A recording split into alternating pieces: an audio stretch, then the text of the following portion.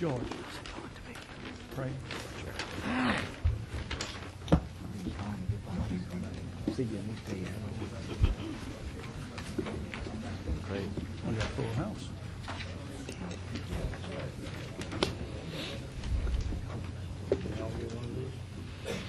That's one of the resolution.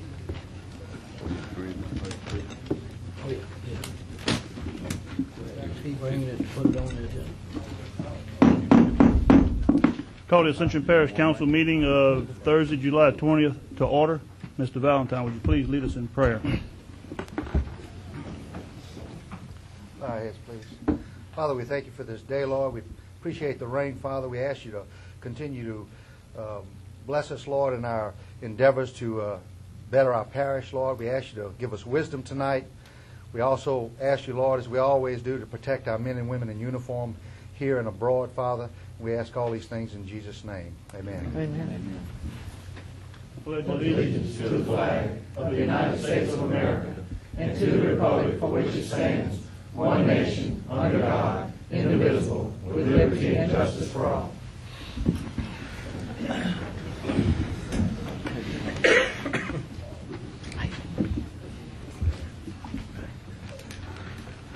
We have roll call. Ms. Suzanne, let the record reflect. Mr. Todd Lambert is absent, and Mr.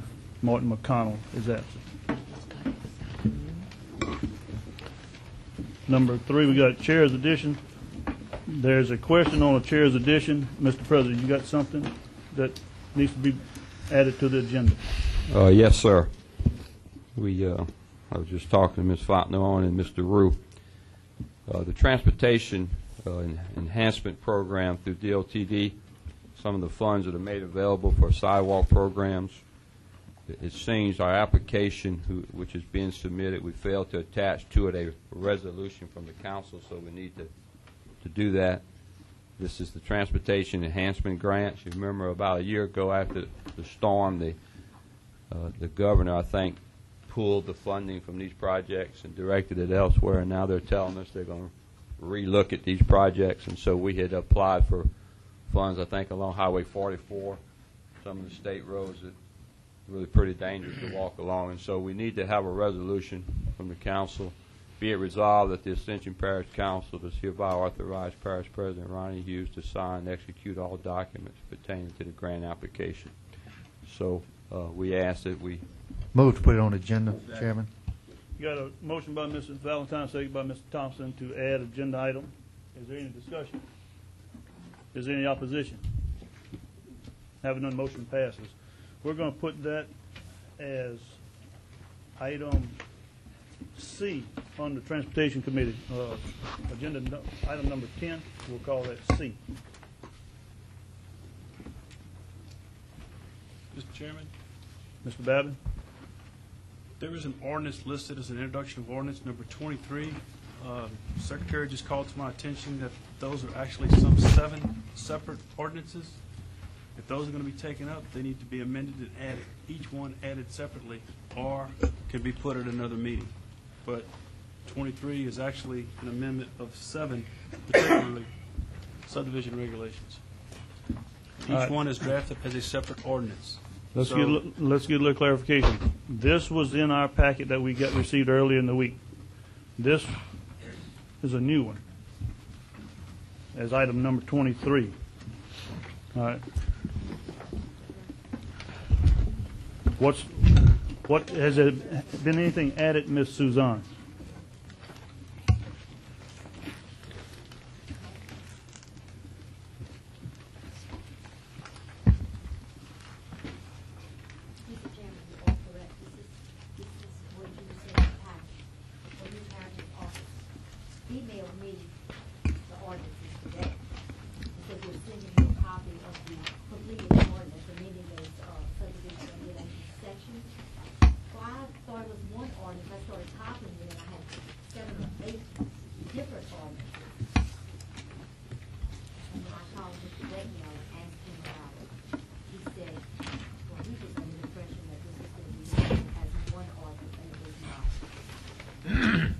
All right, Mr. Babin, we're not going to be able to take action on these items tonight. That's what I would recommend, is that all 7 ordinances be reviewed by the council and taken up at your next meeting, listed separately.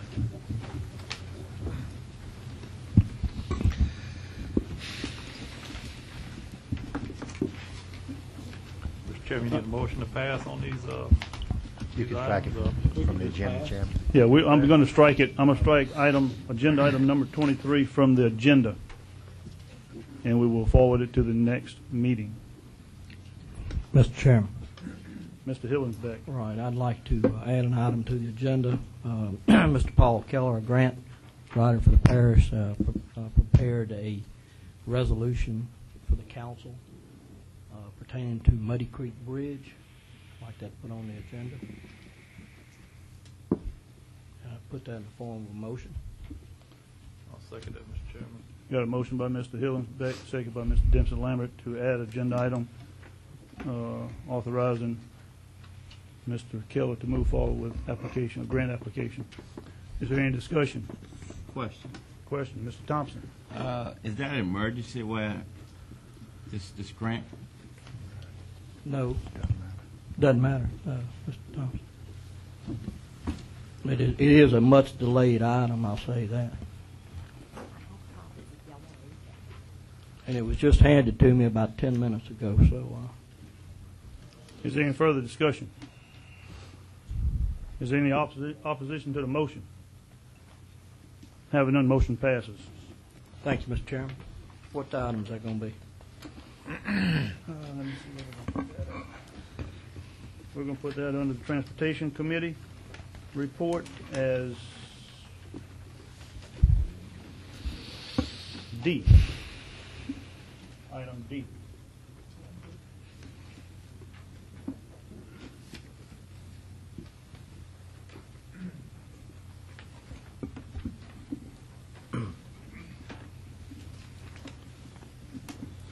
All right.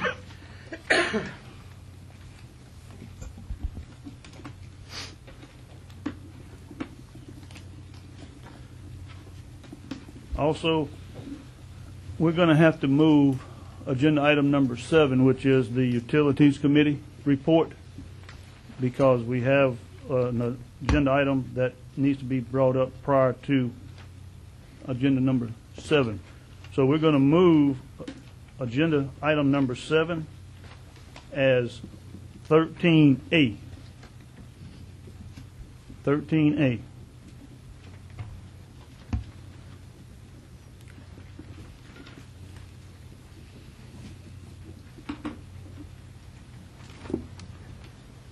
All right, also, you were handed a copy of an ordinance by legal, Mr. Babin, that I think is going to be agenda item number 34. Looks like 34. So that goes with item 34. That's the same ordinance that was introduced at your last meeting. It just didn't have, when it was introduced last time, it didn't have a cover sheet with the be it ordained language, which our charter requires. So we just corrected that for this meeting. Yeah, thank you, Mr. Babin. Yeah. All right, moving on. Presentation, Ms. Suzanne, do we have any presentations? I'm going to steer away from the norm, and I'm going to make an announcement that we have a birthday girl in the audience, Miss Pyla New's birthday today. Miss Pye?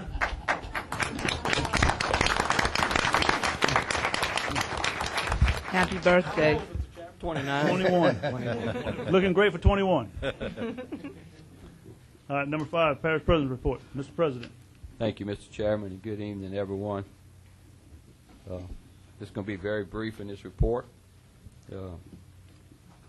One thing we want to let you know is that the water franchise agreement is moving forward at a very good pace now. We had a wonderful visit last Friday.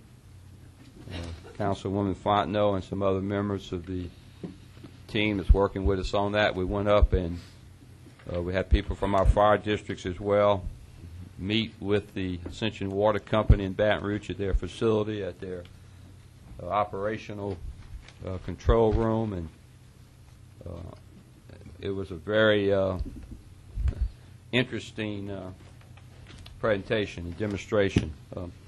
Mr. Jeff Evans, one of our consultants with URS, who had worked with municipal water systems in the past in an engineering capacity, said it's the most sophisticated system he had seen. And one of the things that really was impressive, that, you know, we're working diligently to improve our fire service, and especially those areas of the parish where Ascension water is already in, and we do not have adequate fire hydrants and fire protection. They have the ability, through their computer modeling, if, for example, Fire District 1 or 3 or 2 calls up and says we have a fire at such and such an address, they can divert water and pressure from other areas and increase that capacity at that particular site. And we went through this, and they demonstrated this in several areas where the fire chief would just pick a location, and then within a couple minutes they would go through and demonstrate how they would do this. So it was, we're hoping that we'll bring that forth to the whole council in next month in August. There's a franchise agreement that will really help us significantly make some improvements there. The other thing that we received the bids on the Hillary-Reveal wastewater project. They were 35% above estimates. The 2 bids that we received were over $400,000 apart between those 2. And talking with the consultant that works with us in community development block grants, he advised that we really delay this right now. There's a company that has been doing some of this work in surrounding parishes that we're hopeful may be interested at a later date. They recently accepted a project in Iberville Parish with a lot bigger project than ours for about $1.3 million. And our lowest bid is $1.7 million. And the next lowest was $2.1 million on a project that had started out a while back for about $1 million. So Mr. Rue is in the process of contacting this firm to see when they'll finish that project there. Would they be interested in bidding in our parish? And so just to talk with, trying to find, what's happening in the construction business, as you all realize now, sometimes you have adverse selection, which is an insurance term many times because of the supply and demand issue. So much work going on in the impacted areas of the storms. We're seeing a smaller number of contractors bid on projects, and those who did are pretty much trying to get the money they can get.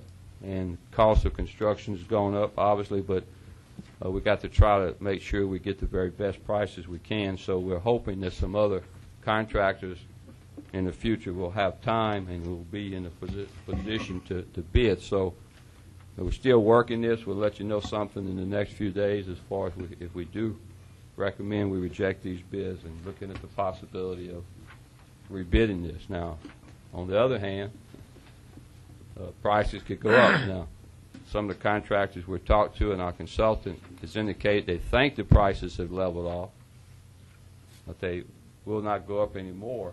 But we have no guarantees of that, especially in light of what's happening in the Middle East and other places in the world today, the price of petroleum products. So we're kind of in a tight squeeze here. So if any of you have questions, we'd like to see those bids. We'd be more than happy to do that. I think the Utility Committee's already had a report on this. That's all I have, Mr. Chairman. Thank you.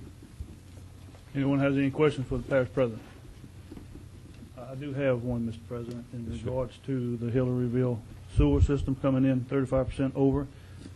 I can appreciate the thought of putting it off, but what does that do to us in terms of our grant? How much time do we have before we would lose the grant? And if we were to lose the grant, how does that affect our rotation for the next project to be? Well, first of all, Mr. Mercedo told us in the meeting this week we have until the end of the year. And now we have within 60 days as far as contract bidding law to either accept or reject the bids. But the grant process they told us we have to the end of the year. Now, in addition, the 2 other applications we have pending are not really until next year, 2007, depending on if it's Lemonville or the second phase of Hillary-Reveal. So Indications were to us this week, Jared, that it would, we have through this year to really make a decision and see what we want to do there. We had the engineering firm in that meeting, as well as Mr. Macedo and some others, and Public Works has been involved in this process as well. And so we'll just have to monitor that closely and see what we can do. Mr. Thompson. President, the Yes, 2.3 STAG grant money, where we at with that? It's the same place it has been in the utility committee. It's been allocated to different places to be used on various projects, both the comprehensive wastewater and I think some was earmarked for Hillary-ville. Lemonville, depending on what happens with the wastewater system at the jail expansion now, Mr. Thompson, obviously that could impact some of this as well if we decide to use that there. Now, Mr. Vignair and Mr. Hull were not able to be in the meeting this week. They sent a representative from the Corps the first time I had met this gentleman. Because the Corps is really working with the STAG money and on that project with the EPA out of Region 6 in Dallas. So as far as I know, the projects that were identified the most recent time are the ones that are still there. Now, if you guys want to look at taking, as I recall, and those of you who may recall differently, I think we already took some of the STAG money and put it over on the Hillary project because we learned that the Community Development Block Grant, before we even bid the project, they had been cut. There's less money now going forward with the Community Development Block Grants, not $1 million. I think that is $1 million. That one may be. I know the next one it's been cut significantly on the amounts they're given there. But as I recall, I may be wrong, we'd already taken some of the STAG money and put it toward that project there in Hillary-ville if it was needed. Now, Mr. Rue may recall for certain, I don't remember the numbers exactly. I don't have it in front of me. But all those projects have been allocated. The total bid is 1.7. 1.7 something. Yes, sir. We've been having that STAG grant money since 1999. It's time we spend it. We got a good project. We need to utilize those funds where we could go back and try to get some more funds from Washington. Well, it depends on if money was put there within the last approval. 'Cause remember, we got the approval letter for EPA and the Corps with Mr. Gene out of Dallas, and then the Corps out of New Orleans that got approval for the plan that we submitted. And I don't have the plan in front of me right now, so be careful if you're trying to change that plan again, because then you're going to have to go back to Region 6 and the Corps if you're going to change from what was recently approved. So, Bill, can you shed any light? Yes, sir. We don't have approval right now. It's pending approval. Mr. Chairman, we had the EID meeting, public hearing just the other day, and as soon as that is official through the EPA, our EID, Tell them what the EID is, please, Bill, so all our environmental citizens. Information document. Once that's completed, then we're able to draw the money that they're allocated to us. Part of it is going to the Darrow, part to Hillary-ville, part to on the west side. So that money is there. They cannot give it to us until we complete the document, and we're at the last stages of the completion of that document and acceptance of the document. I would say within the next month or so, 2 months, depends on any objections that they get to it through the public hearing and clearing up those objections. Bill, well, how much are going toward that Hillary project?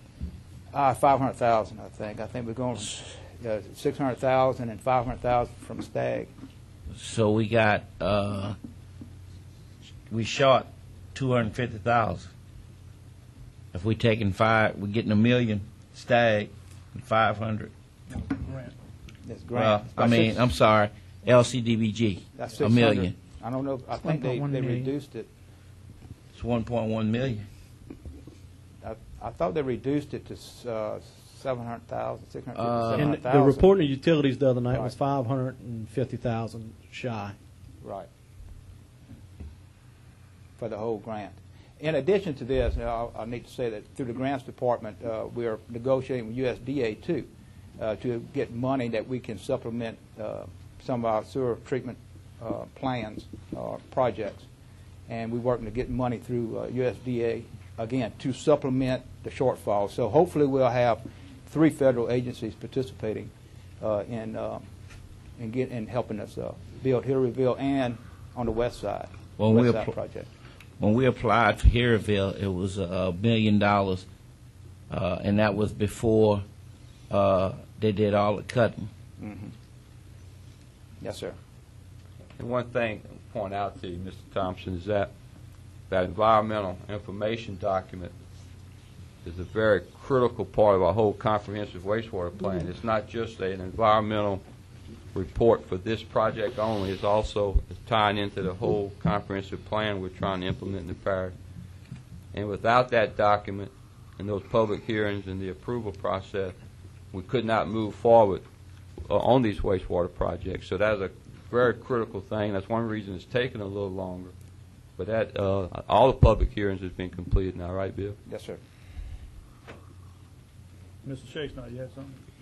Yes, that's basically what I wanted to reiterate, is that we're on the EID process, and it's taken a long period of time. We were led to believe that it would only be a couple of months, and it's been since around Christmas.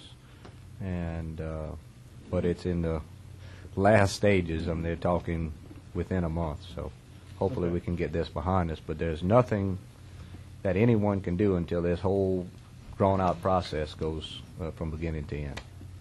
Mr. President, won't you do this? Why don't you get with Mr. Mosados and get with your grant writer and send a report to the council as far as if we hold up on moving forward on the CDBG grant and Hillaryville, just how much time frame, what kind of time frame are we looking for to where it does not jeopardize our next funding cycle or the next project, and feed that back to the council so we can look at it and we can use that as a basis of making a decision whether we're going to find additional monies to move forward with Hillaryville or put it on the back burner for the time being.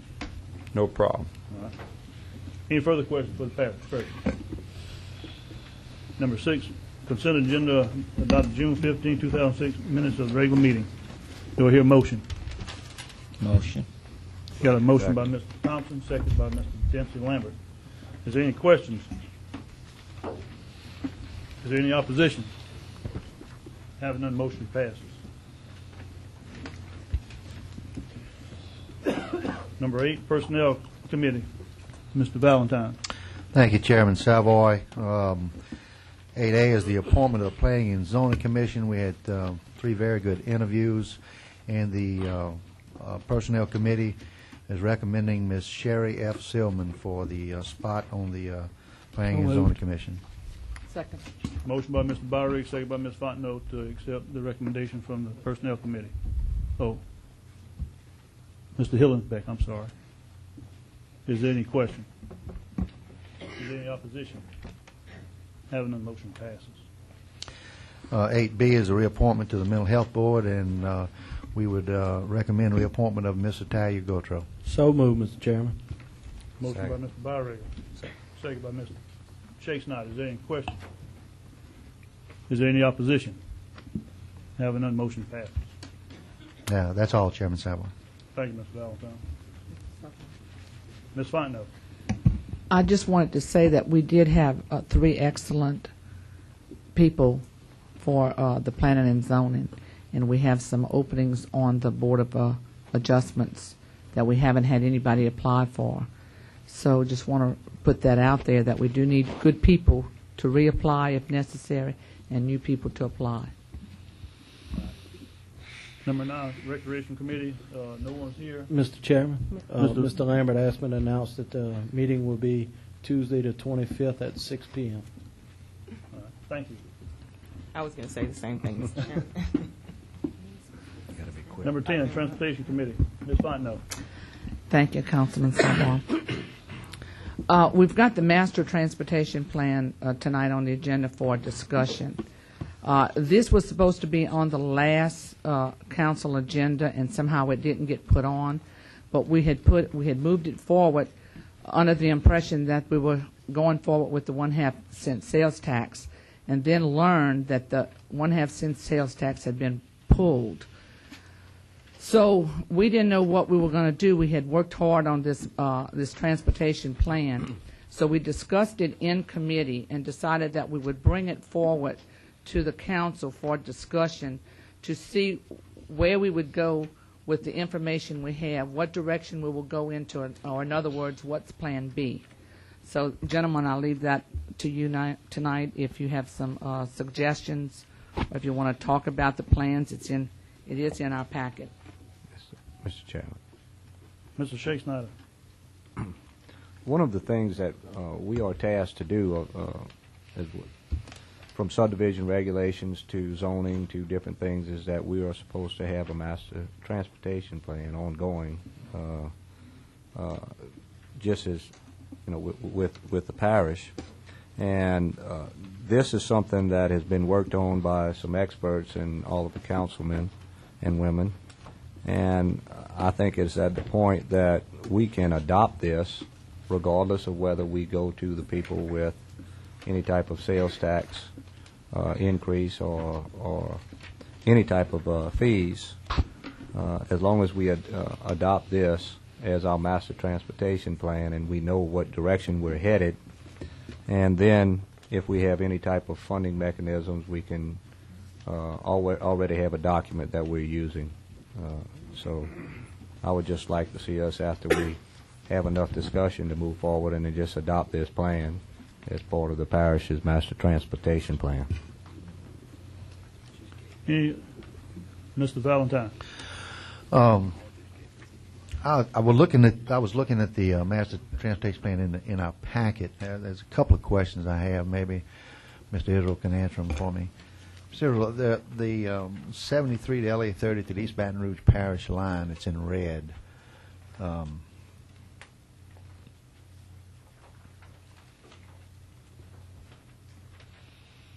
And I'm sure it was there, but I just don't remember it being there in a discussion on that. Is that supposed to be maybe 73 from Highway 74 to Highway 30? But it does have the East Baton Rouge Parish line.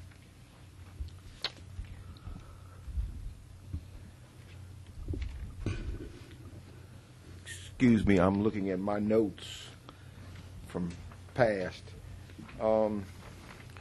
We had LA 73 from I-10 to Airline Right. as one project. That's correct.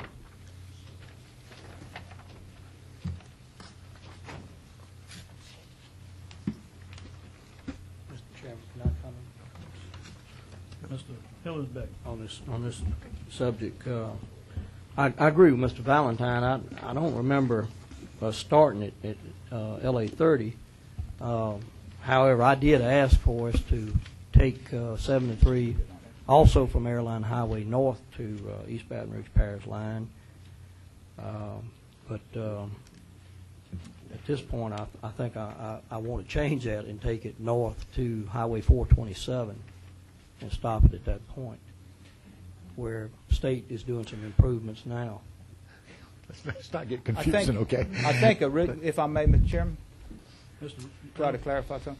Originally, of course, if you remember, we have a project that's already on the DOTD list, and that's from US 61 to I-10, on 3-lane that.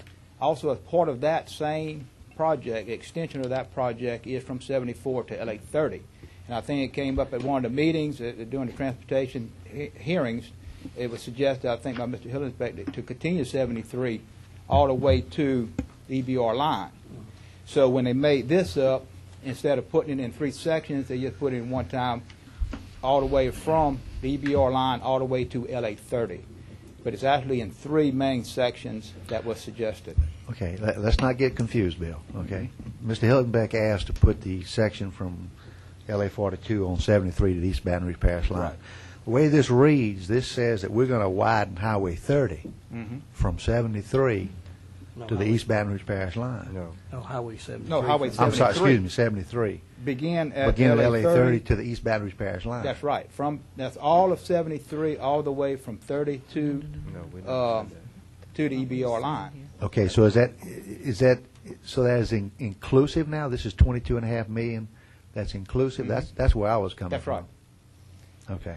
So you're really looking at, roughly 6 million or so, I think estimated, 6 or 7 million, 73, US 61 to I-10, and then you're looking at several million, I don't have the figures from me, from 74 to 30, and about the same amount of money, or a little bit more actually, from US 61 to the EBR line. So the total estimate with right-of-way about 22 million. So I think that's where it kind of includes, because we talked many a times about the other the two sections of 73. They just made it all inclusive. Well, it's a little confusing because I'm not sure. Now, Mr. Hillensback brings a question. I'll let him go back and talk about his situation if he wants to discuss that now. I think he's got a good idea. I think he might want to pull it off and put it on 42. Are you clear on what you're looking at? Yeah, I'm here? fine. I still don't understand why it's lumped all in one, but We just listed the routes okay. as all the work on on 73. I understand. 30, all the Okay. way to EBR line. I just want to make sure we wouldn't spend it somewhere we didn't need to. All right, Mr. Hillensback. Yeah. Thank you, Mr. Chairman. I'd asked for a breakout by district, and I did receive that, and I finally had a chance to start looking at that this afternoon. Got it from Mr. Tommy Hunter, URS, and I appreciate him providing information, but it's not accurate because I've already found an error that's showing a section of road that's listed in District 7, and it's listed as, I've got my glasses here, it's listed as US 61 from LA 621 north to LA 73, and that's not in my district, but it's roughly $4 million that's being attributed to District 7. I also have repeatedly asked, why are we doing Highway 42 with four-lane urban with a raised median? In other words, four-lane divided with a raised median. And it's listed in the project master transportation plan list as beginning at US 61, ending at LA 930. Well, to begin with, it's already four-laned from 61 to about 400 feet east of Jefferson Highway. And for us to take it four-lane only to Highway 930, I disagree with. I've been saying from day one we need to take Highway 42 all the way to the intersection of 44, four-lane with no divided raised median. And I've conferred with the state on this. I've conferred with State Representative Lambert, and there is no such requirement. I think you can build more highway, just pure four-lane, get more done than doing a section of highway with a divided raised median, as it's listed. And of course, the other problem I have with the list is we're not doing 44, but from Highway 621, we're continuing the four-lane to Merritt Evans Road, and again, I think that section of four-lane needs to go all the way to Highway 42. I'd like to see us have some more discussion in committee on this. I'm not ready to adopt this tonight. Thank you. Mr. Hillensback, we devised, and I say we, URS, devised this list of projects with a limited budget. We were trying to get around $100 to $120 million of construction money. That's the plan that we presented to y'all. We can add projects if you want to use the $120 million as a goal. We can add projects, but we have to take off some, or we can just make it an unconstrained program. Council's choice. As far as the information about the four-lane undivided versus the five-lane, that was I sent you information, a copy of an email that the chief engineer, Department of Transportation and Development, sent out to the department as his preferred typical section is a four-lane with a divided median. That median being raised to reduce the right-of-way taking as much as possible, but it is still a section that will provide for left turn bays in a highway. And also, what we always try, the URS and DPW both, we always recommend to do what we consider the most likely accepted design by DOTD. If this is something that we really think that they're going to require, we'd rather go ahead and budget it, put the price of it into our plan. If we're able to get something else less costly, it's not a big issue. However, if we're not able to, at the point in time, 4 or 5 years, whenever it comes up, we're able to do this, 2 years, well, then we already have it in the budget where we know about what it's going to cost, and we're not caught, hoping for a lot more money, trying to get a lot more money. So that's the reason we put it in there. We always go with the highest estimate, and then work down from that if we need to. Mr. Thompson. Yes, Mr. Rue, I have a question. LA 30, 73, from LA 30 to East Baton Rouge Parish line. How do we come up with 3 lane? That was done several years ago in negotiations with DOTD. The main thing at that point in time and now is because 3 lane was all we could fit within the present right-of-way without, and that's covering the ditch. That's piping the ditches without us having to take extra right-of-way, especially through critical areas like Seven Oaks and the St. John Church, all through there, the large oak trees that we're not able, well, we don't want to take down. So we decided to pipe the ditches. If you pipe the ditches, all we can fit in that design, in that right-of-way is 3 lane. Okay.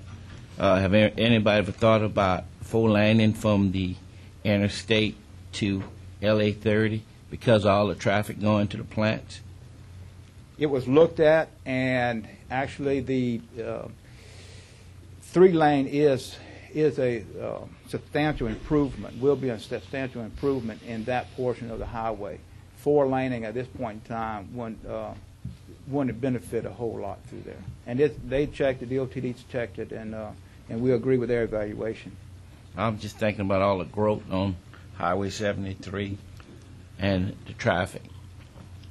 I would appreciate if you take a look at it again, 4 lane in it from I-10 on Highway 73 all the way to the river. It's a lot of traffic. Like Mr. Israel states, we were constrained in coming up with this plan, but what we would suggest now is that you council members and administration put in whatever projects you think is beneficial to your area. We'll look at it, we'll put it in, put the numbers to it. Then we'll come back with actually a budget plan for the next 10 years and fit in what we expect to get from our present tax that we obtain for road construction, and then compare the two, and we can only pay for what we get. Some of these may have to be dropped. You have to modify it at that point. But again, unless we were thinking under an impact fee situation or sales tax situation, we're looking at a constrained budget, and it seems like because of the lack of some of this money, again, we're going to have to rebudget and figure out exactly what we have coming into the parish right now over the next 10 years, and then let you decide with this money what part of these projects you want to do. Thank you. Ms. Fontenot? That's where we wanted to go with this bill is, we realize everything's dead in the water now, and we worked hard on a plan that everybody in the community has identified, and as a transportation committee, we want to move forward with what we can do with the monies we have. And I'm just asking the wishes, do you guys want to adopt this plan tonight? Do you want to go back and bring it back to committee to see what we're going to take from this and make Plan B out of? Mr. President?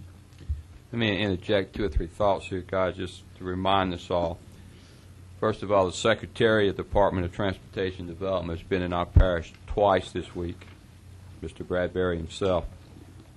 A letter will go out tomorrow to him, some of our discussions.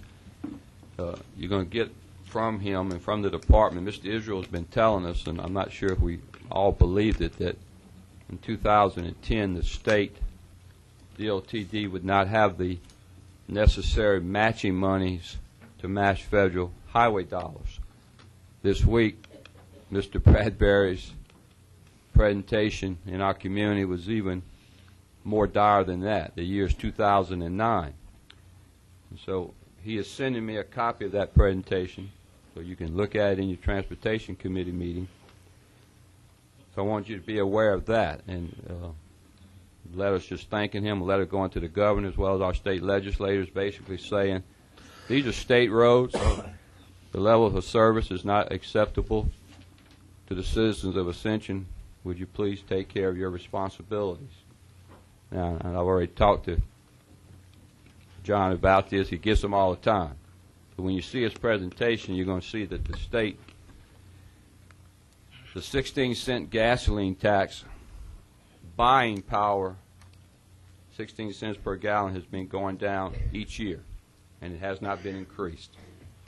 So their ability to do other road projects is being diminished little by little each year with inflationary factors and so forth. In addition to 4 cents that the state has that we all voted on as a dedicated tax, you may recall a time program.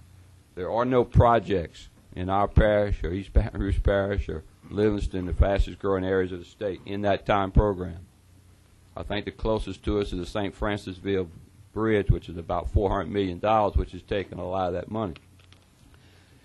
In addition, the Metropolitan Planning Organization, the 5 parishes in our region, capital region, has what's called a Transportation Improvement Plan. So if the Transportation Committee, if you guys hadn't looked at that recently, it's part of this process, and I think you did, but that, over that 25 years, we have a lot of projects in there that, it's kind of like if you read the article in the paper this morning, the Senate and the Congress were like they're going to pass or authorize, they didn't pass, a water bill again, or a water resource bill.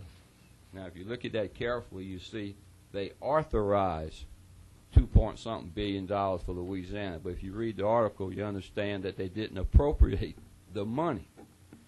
And so our Transportation Improvement Plan, which contains all of this, which has already been approved by the regional plan and more, and you see just this plan is $507.96 million.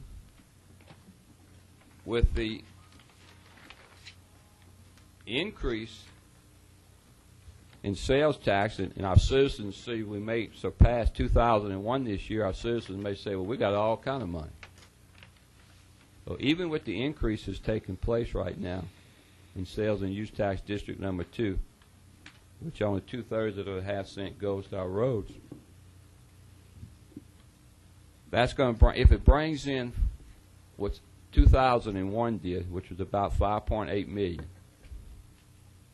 that would be the best year in the history of our parish for that dedicated road tax. That is not near about $507 million. Okay, and that almost all of that 2/3 of a half cent is needed on parish roads and arteries and improvements and maintenance on our present parish road system. So I remind you of this. If you don't have a copy of the Transportation Improvement Plan put out by the region, you need to get that so you can, and that's in 3 stages, 5 years, I think then 9 years, and then the remaining 15 years or something. And Kent keeps using the word fiscally constrained, because that's what it is. There's a whole lot more stuff in there than money that has been identified to do it. And so we can add $1 billion more to our parish master plan. We can probably get the MPO to approve it and put it in the Transportation Improvement Plan, but it's kind of like a make-believe trip to Disney World or something until the funding is in place to really pay for this. And so I just ask us all, as we think about your needs, that we also realize that we are fiscally constrained with revenues, and so we've got to prioritize very carefully, and that we don't put stuff in there that we know we really can't complete in our lifetimes and the next lifetime. And so I suggest that you have another working meeting, all of you sit down and go through this. But I ask you to look at that transportation improvement plan as well as the 18, 20-month study that was done by Craig LaSalle and Lemieux, all of those projects in there. Because we could quickly, and I think some citizens thought I was being less than completely straightforward when I talk about $700 million needed for roads, and you just heard that construction for a wastewater system, which uses petroleum products, just like asphalt is used in road construction, was 35% above the estimates. And our transportation feasibility study was done before Katrina. Construction costs went up.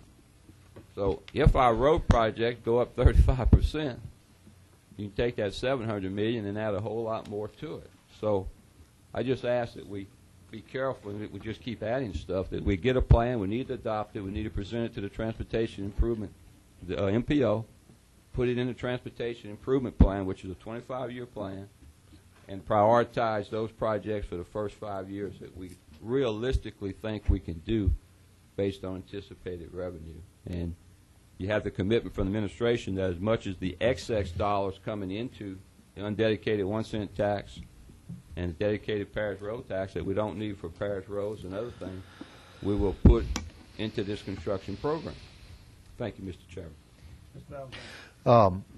I'm going to echo some of what Parish President said, and I want to thank URS and of course, Mr. Rue and the DPW and all that work that they did on this. We were tasked by you, Chairman Salvo, with the Transportation Committee to bring back a plan, and we did do that. Under the circumstances, we do need to make it more realistic, so I would move that we would send this back to committee for some more discussion. Got a motion by Mr. Valentine, second by Mr. Barriga to send it back. No, Mr. Hillensback to send it back through committee. Mr. Chairman? Mr. Rue. What we're also going to do in keeping with this, I think I mentioned a minute ago, it's critical to your decision making, is for us to, in which you're in the process of doing, is putting together a multi-year budget plan with what we know we have on hand and what we anticipate to have as our tax is collected now, with no additional money, taking into consideration when we can pay off the bond that we already have on hand, and what we're able to bond after that date. And then we'll tell you, the committee, how much money is over and above our regular maintenance obligations. And this is all that you have to take that figure per year and say, okay, fit it into some projects that you want to do. So I think we're going to come back with to the next committee with some figures like this to help you make your decision. We thank you. Mr. Shea Snyder. And I agree with Mr. Valentine. We need to take something back. But I think, echoing what Mr. Rue said, that we should task administration to take this plan, do what he's saying about budgeting throughout the years, and that gives us a realistic look at what can be done, what cannot be done, and prioritize it in their opinion from what is needed. If this gives us a realistic look at it, then we can cover it in committee, take a look at it, see what else we can do, what we want to throw out, keep in, or whatever, and move forward. Let me make a few comments. But we need to Gentlemen, move. Ms. Fontenot, Ms. Stroud. Several years ago, we budgeted to bring in an engineering firm to do a transportation study, Ascension Parish transportation study. We waited and we waited and we waited. We finally got it. Now, when the thought of impact fees and the thought of a half-cent sales tax dedicated for road improvements was on the table, we were put on fast track once the study came to be. It finally came to be, and I think we spent right at $500,000. Okay, there were several reasons why we decided to spend that kind of money to get a transportation study. One is to tell us what we, Ascension Parish, needs in the years to come. Okay, that's what that study has told us. All right, we also tasked URS. URS met or attempted to meet with every council member to get their input on their concerns in their area, what they thought needed to be addressed. Okay, in conjunction with DPW. Okay, I believe this proposal that's before you tonight that came through URS, came through the $500,000 study, URS, DPW, and the Transportation Committee is what Ascension Parish needs. Those needs are not going to change. Just because we're talking about a shortfall, does it change our needs? If this is truly our needs, then this might be what we need to consider adopting and do the best that we can with the dollars that come in. But on another note, we do need one to give to planning and zoning. They are looking for one. So in our decisions to move forward or send it back to the committee and this and that, we need to get it done. We spent a lot of money on this. I thought this was a pretty solid for what we needed, based on the information that we got from the professionals that we paid and working through DPW. Now we're going to go back and restudy it. The needs are not going to change. But anyway, that was food for thought. Got a motion and a second to send it back to committee. Any further discussion? Is there any opposition? Having none, motion passes. Okay, item B, utility relocation contract with ETEL Joseph Area Road. Mr. Rue.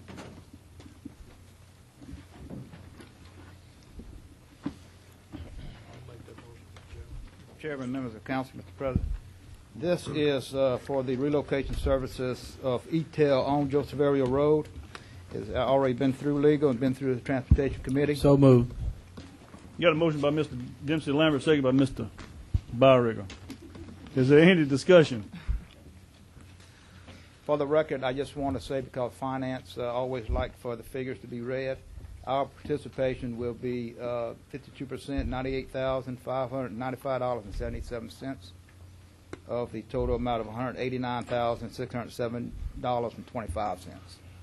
Mr. Rue, I hate putting you on the spot, but I got a question. I got Yes, to. sir. I was going to let it go, but I can't. Why are we coming up for a utility relocation at this point in the project? This has been under negotiations with ETEL for a number of months now, because of the fact that they claim that they had right-of-way before us and some other issues, and we were trying to get the money down, get it negotiated down, and try to get a better deal, and we weren't able to. I mean, this is the best deal we could get. And Is this holding the project up? We had the other issues that was holding it up, similar right-of-way issues, and that was with DEMCO, which you agreed to pay, I think, at one of the other meetings. The two, both of them were similar issues, had right-of-way, and we objected to the cost, and we are trying to negotiate them down. All right. Any further discussion? Is there any opposition to the motion? Having none, motion passes. Item number C, Mr. Rue, that's the new one you brought up tonight. And I gave the parish president the resolution. You want to read it, Mr. President? That we need to adopt tonight. And this, again, is an enhancement program. I'll be glad to do that, Mr. Rue. Thank you, sir. I think I actually read most of it a while ago. That's right. Be it resolved that the Ascension Parish Council does hereby authorize Parish President Ronnie Hughes to sign and execute all documents pertaining to the grant application to the Department of Transportation and Development, for transportation enhancement grants for sidewalks in Ascension Parish. Be it further resolved that the local match requirement of 5% non-construction and of 20% construction is available and authorized. Very simple, very straightforward. Now, Bill made sure we'd put money in the budget for our Yes, sir. match previously before it was withdrawn So from the moved. state level. Yes, right? sir, we Thank did. you. Motion by Mr. Thompson, second by Mr. Dempsey. Mr. Chase Snyder. Is there any question? Typically, Bill, whenever you come to the council for approval to apply for a grant, there's a project associated with the grant. Is there a project associated with this one, and what is it? The Highway 44 project, which was ongoing. Is it And extension? it's I an mean, extension of that, we already of granted that that. project, enhancement. GSA has it. Yeah, GSA has it, I has the understand that there's design. one out there that's Yes, being yes, worked sir. on. This is just another section. This is actually part of the same program. It said we have to submit this every year to keep it going, extension of that. I just wanted a project associated with that. Yes, sir. Thank you. Is there any opposition? Having none, motion passes. Okay, we have item D, Mr. Hillensbeck, Money Creek. Yeah, thank you, Ms. Fonno. Mr. Hillensbeck, yeah. before you start, can we get a copy of? Right, sure. In fact, I was going to ask Suzanne to read it for me as well, but what this is a resolution that our grant writer, Mr. Paul Keller, put together. He's going after some funds from the state to raise the Muddy Creek Bridge that has been a problem for some time, for many years. And I'll let Suzanne read the resolution. Suzanne, would you please read the resolution? You got a copy?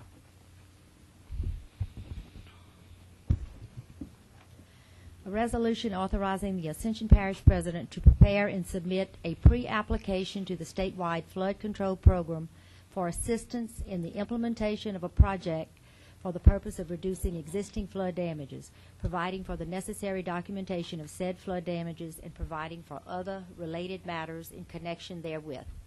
Whereas Ascension Parish has been adversely affected by damages from flood waters, and whereas the Muddy Creek Bridge has been a major cause of residents being cut off and isolated until flood waters recede because of its low elevation, and whereas Ascension Parish government desires to apply for state matching funds pursuant to LARS 38:990.1 as amended to implement a project to reduce said flood damages, and that the Ascension Parish Council is fully aware of its obligations under said statute, and whereas the Ascension Parish Council is a political body duly organized and existing under the laws of the state of Louisiana and is eligible to apply for funds under said statute. Now therefore be it resolved that the Ascension Parish Council as follows. Section 1, that the council acknowledges that upon approval of the pre-application, a formal application will be prepared and submitted to the statewide flood control program. Section 2, that at the appropriate time and upon approval of funding assistance and prior to commencement of work on the project, the council agrees to execute a statement of sponsorship pursuant to said statute. Section 3, that the Ascension Parish President is hereby designated authorized representative for the Ascension Parish government to effect the preparation of the pre-application and application to the statewide flood control program for funding assistance of a flood control project. Section 4, that said authorized representatives' responsibilities shall pertain to technical matters only and shall not include any official act on behalf of the sponsoring authority. So moved, Mr. Chairman. Got a motion by Mr. Hillensbeck. Second, Mr. Chairman. Second by Mr. Jennifer Lambert. Is there any discussion? Discussion, Mr. Chairman. Mr. Byron. In this resolution, it says the Ascension Parish Council is fully aware of its obligations under said statute. What are our obligations under this said statute? Anyone know? Mr. Hillensbeck. Like I said, this was handed to me this afternoon. As far as I know, we're going after matching state money, and just to address the situation. It's been a problem for a long time in this parish. Mr. Babin, legal. Would you like to comment on this? And I wished Mr. Keller was here tonight. Like I say, this was handed to me right before the meeting.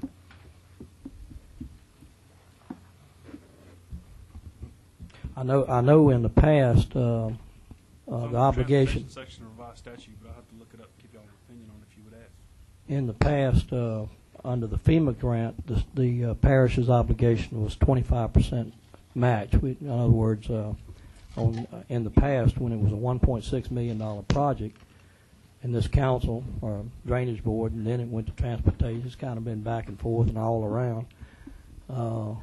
We had committed over $400,000 in the budget toward the match of 75% FEMA in the past. Now, Mr. Keller is going in a little different angle. He's going after state funds at this time, but and again, I wish he was here tonight to comment on it. Thank you. Mr. Byron. Well, Mr. Chairman, until I'm fully aware of the obligations of this council, I won't support this. That's it. Mr. Valentine? Well, Mr. Hillenbeck even said it, a couple of years been dealing with this, 400,000, 500,000, whatever we set aside. And we got some growing problems, to tell you the truth. We could use the money for it. It's been sitting there. I'm not going to support it either. We have essentially no figure to work on here. And as it states, it's essentially raising a road. It's not really preventing anybody from flooding. And I know this has been a problem, and I know this is a political hot potato, but I'm not going to vote for it either. Any further discussion? Is there any opposition to the motion? I object. Yes. Check. No. We're going to do a roll call. And this time we're going to start with Mr. Byregger.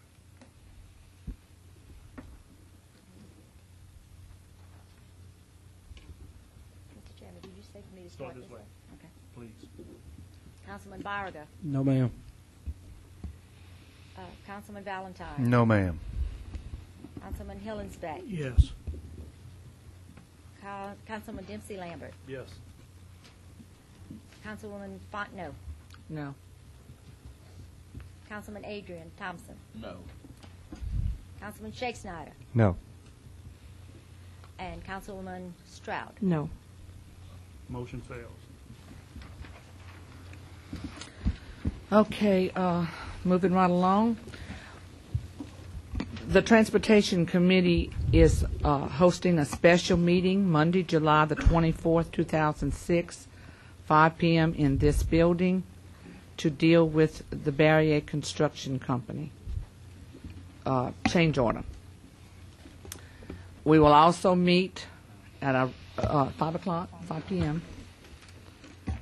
We will also meet the second Tuesday of the month, as usual, in this building. That is August the 8th at 6:30 p.m. or immediately following the Utility Committee meeting. I'd like to remind the people in the community that the Transportation Committee supports slowing down. Please slow down. Think of our children. Thank you. Mr. Chairman.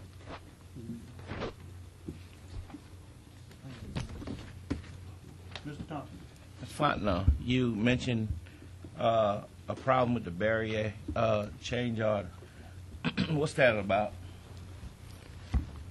Councilman Thompson, you need to come to the committee meeting on the special meeting, and you will find out all about it. We do not have time tonight to go into this issue. Very lengthy, Adrian. Yes. Very, very lengthy. Yes. But before the meeting, I would like to have a copy of the roads, list of the roads, and a copy of all the information pertaining to barrier construction. We can get in the packet whatever we got. Yeah.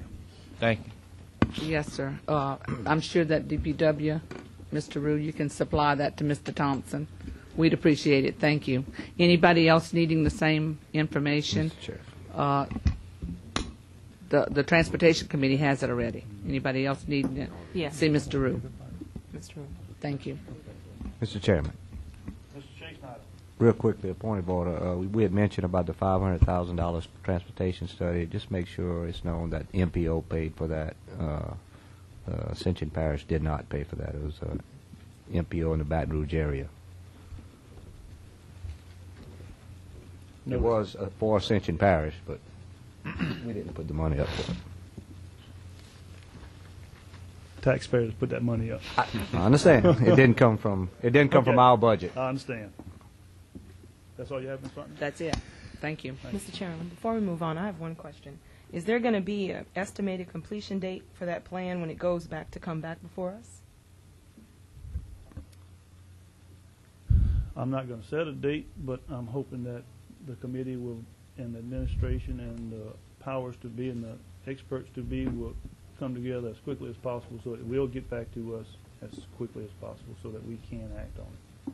I can assure her from the transportation we'll do everything we can to do that. All right. Thank you. Number 11, Strategic Planning Committee. Mr. Shake Snyder. We did not have a meeting since the last council meeting. Our next meeting is on the 24th. All right. Number 12, Finance Committee. Vice Chairman, Mr. Valentine. Thank you, Chairman Savoy. The Finance meeting, we discussed the approval of the contract renewal, the YMCA sublease agreement in the amount of $36,000. Lamar Dixon. So moved, Mr. Chairman. Second. Motion by Mr. Byrig, second by Mr. Thompson. Is there any discussion? Is there any opposition? Having none, motion passes. It was also moved by unanimous decision sent to the council the approval of the yearly task orders for the renewal of URS Incorporated So contract. moved, Mr. Chairman. Motion by Mr. Byrig, Second. second by Mr. Shakespeare. Is there any discussion? Is there any opposition? Having none, motion passes. That's all, Chairman Savoy. Thank you. Thank you, Mr. Valentine. Number 13, Orange Grove Development Conceptual Plan. Plan Unit Development. Mr. Lance Brock. Mr. Chairman, Mr. I need to Shakespeare. recluse myself from this.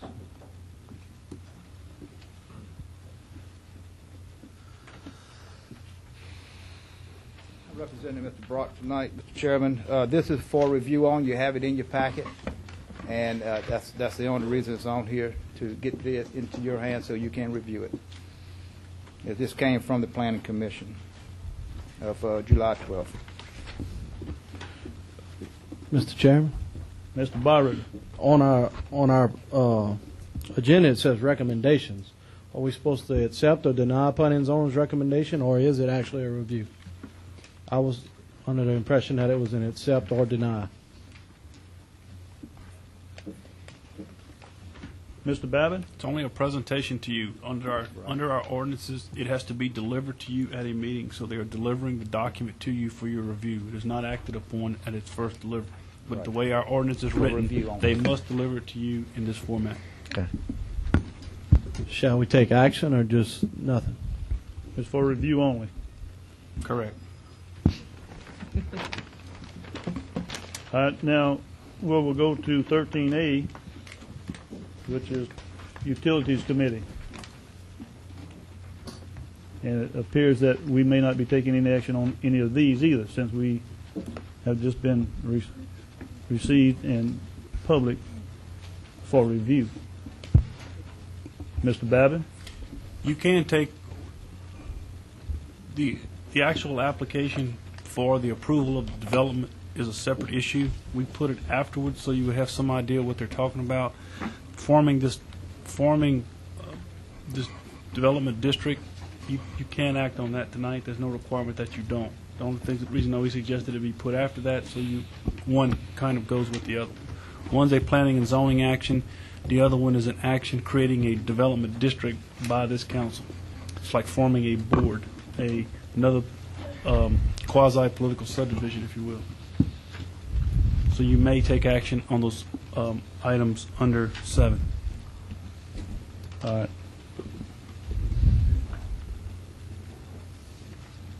You ready, Byrig? Mr. Chairman? Yes, sir. No, the first resolution is approving the petition filed by Renaissance Orange Grove LLC concerning the creation and establishment of the Orange Grove Community Development District. That came as a recommendation from your committee. Yes, sir, it did. Do I hear a motion? Motion. Motion by Mr. Byrig. I'll second that for discussion. Second by Mr. Valentine. Discussion, Mr. Valentine. Well, I know this is a process, Mr. Babin, and the district has to be created, and then we go forward. And if the district's created and this council decides not to approve the PUD, does that matter?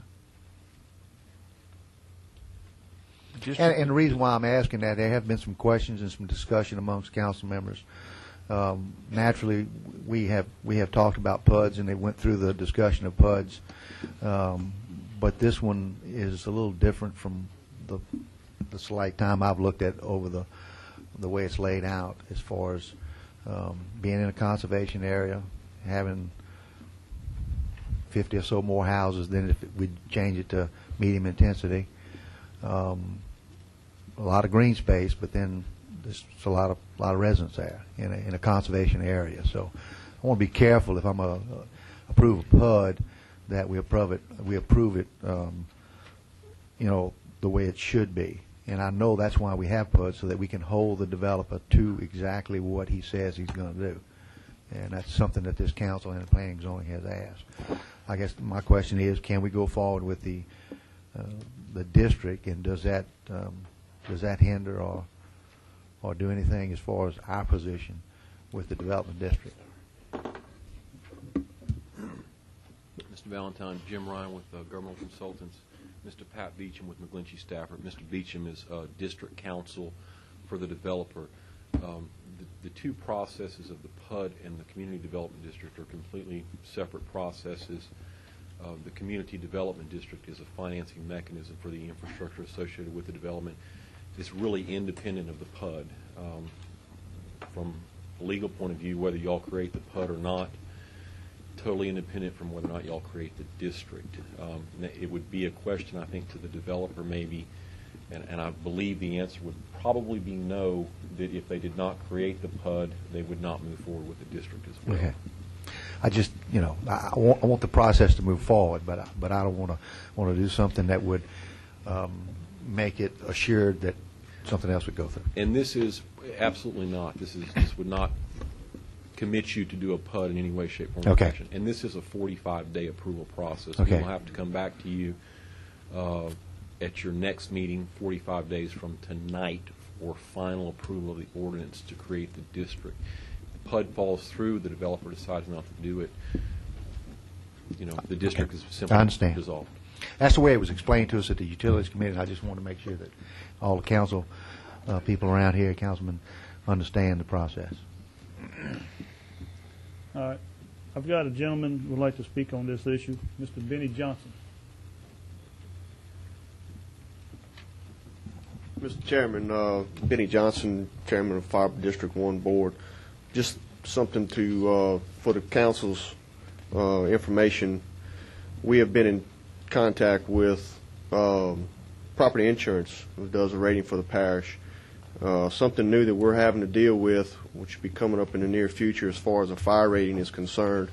It's always been something that Property Insurance has had within its realm, but it's something we've never had to deal with before, is a density rule that they've come up that they're telling us about this time.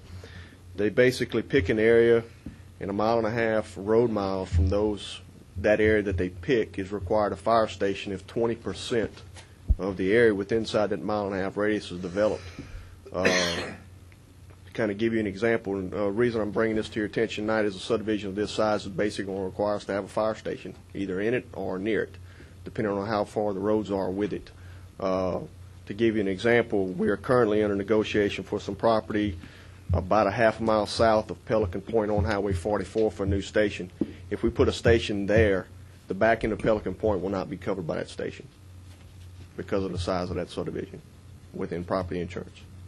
So this is just kind of some information for y'all as far as the little bit that I've seen of that subdivision size, and something we're going to have to be recommending and careful for the planning and zoning in the future. And we're in discussions to work with some stuff up towards that. Recommendations will come back with y'all to y'all for that.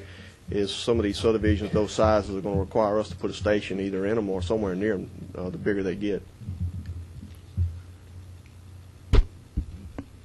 Mr. Chairman, can I make a comment there? Mr. President. If you would, Benny, would the district maybe consider coming forward with a recommendation to the administration and the governing authority that on these situations and give us a copy of those policies from Property Insurance Association of Louisiana that we would include in this approval process with the Planning Commission without the impact fee officially, but we could do it by telling the developer, look, this is going to impact our fire service. Part of your plan, in order to be approved, we're going to have to provide property and put up some money to help us build a fire station. So would you guys really look at this carefully and get me a copy of this so I can get it to all the members of the governing authority? That kind of recommendation may help us do that, because we need to, and our planning commission needs to understand this, and so we're going to try to work out a process where you guys would be involved in this approval process, or at least being able to voice the fire service protection needs on this development or any other development because of this new density requirement that is being looked at in our parish. Obviously, that could have an impact in a lot of areas. It can have an impact on the entire parish. One of the things that we did at our meeting, and I'm going to be contacting the representatives from District 2 and District 3, is to try to set up a committee to do several things. And again, I haven't contacted those other districts yet, but what we have in mind as a general plan for that committee to do would be to study property insurance rules and regulations, or zoning ordinances and that type of stuff, as well as the Southern Building Code and any other applicable items that would kind of concern us, and come to the council and to the administration with some recommendations that we could, as far as changes to the zoning ordinances, and that would help us out, and not the problem with a development such as this is not so much if you go ahead and put it in there now, it's not going to provide us with in the future. It's going to it's going to hurt us when it comes to the rating as far as lowering the rating. It may not hurt us as far as keeping it, depending on the size of the current rating that we have, depending on the size of it, but it may. It will affect the rating that we have for the entire district. My understanding is this is going to be in District 1, so a subdivision of this size could sway the rating one way or the other. So that's part of our plan, Mr. Ronnie, is to get with the administration and the council with some solid recommendations on what we can do to protect ourselves in the future for some of this stuff. Thank you. Thank you, Mr. Benny. Chairman. In a meeting that I had with Mr. Benny and the fire board, we're going to try to find someone from the fire district to represent the parish on the planning and zoning committee. So we're going to move toward trying to find someone that can feel that to protect us on that end right there. Couple of things. I heard what you said, Mr. Babin. It is out of the norm to pass a resolution before you know if you're going to go forward with it. I think we can move forward with all these items under the Transportation Committee if we were to consider putting pending approval of the council approving the community development district. That way it will eliminate, if the PUD does not pass the council, then we don't have a lame duck resolution and it automatically goes off the books. That's consideration, nothing, something like that. All right. There is a motion, a second. Is there any further discussion? Is there any opposition to the resolution? Mr. Chairman, can I ask, Mr. excuse me, for Jim. a point of clarification? You're going to, your recommendation is that these be considered contingent upon approval of the PUD? That's correct. Okay. That's correct. That wasn't my motion. Okay. Motion stands as stated. Is there any discussion? I'll make a substitute motion that we do it with the recommendation you have to make it contingent. Substitute motion by Ms. Fontenot to put a contingency in there. Is that on the first resolution? Yes. Yes. Okay. Do not conditionally introduce an ordinance. Either introduce it or don't. On number 3. 1 and 2, your condition's okay, but don't conditionally introduce an ordinance. Okay. Okay? Do I hear a second? No second. Dies lack of a second. Back to the original motion. Is there any opposition to the motion? Having none, Ms. Suzanne, Chairman, votes no. Motion passes. Thank you, Mr. Chairman. Number 2, the second resolution is a resolution calling a public hearing to consider the aforesaid petition and providing for the form and publication of a notice of public hearing. Got a motion? Motion. By Mr. Bodrick, second by Mr. Valentine. Is there any discussion? Ms. Suzanne, Chairman, votes no. Motion passes. And the third item is an introduction of an ordinance creating the Orange Grove Community Development District within the Parish of Ascension, State of Louisiana. And that's a motion. Motion by Mr. Bodrick. Second. Second by Mr. Valentine. Is there any discussion? Is there any opposition? 1, Chairman. Motion passes. And Mr. Chairman, last one on the committee report for utilities. Mr. Thompson, I promise you we're going to work diligently and very hard on finding some funding for the Hillerville project. Thank you. That completes my report, Mr. Chairman. Thank you, Mr. Byron. Number 14, building condemnation proceedings for property located at Brown 3rd Road. Mr. Laverne Bourgeois. Mr. Laverne, before you speak, we do have a couple of people in the audience that would like to speak on this particular item. We've got Mr. James Combray.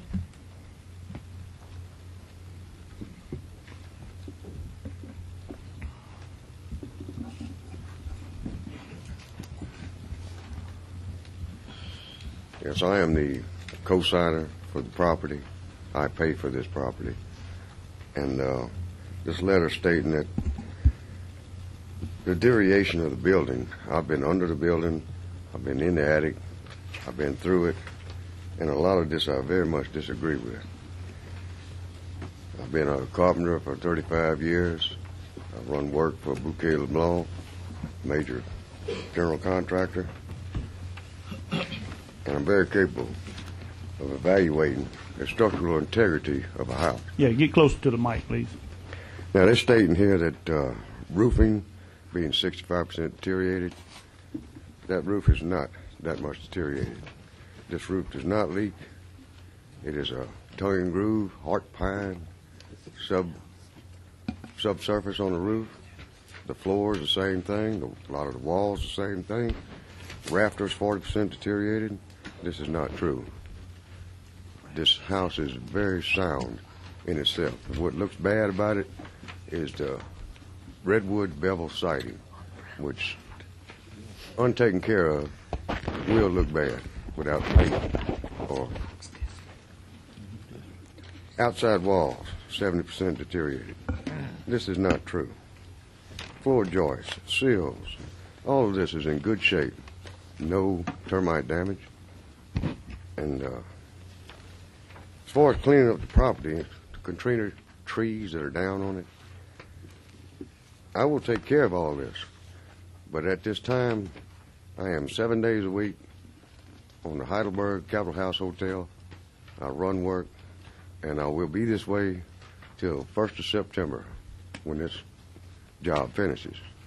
At such time, I will have weekends and evenings to take care of any other matters on this property, in which case I'm asking for time till September. All right.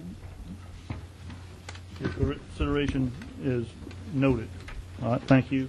Have one more. Mr. J. Gullidge.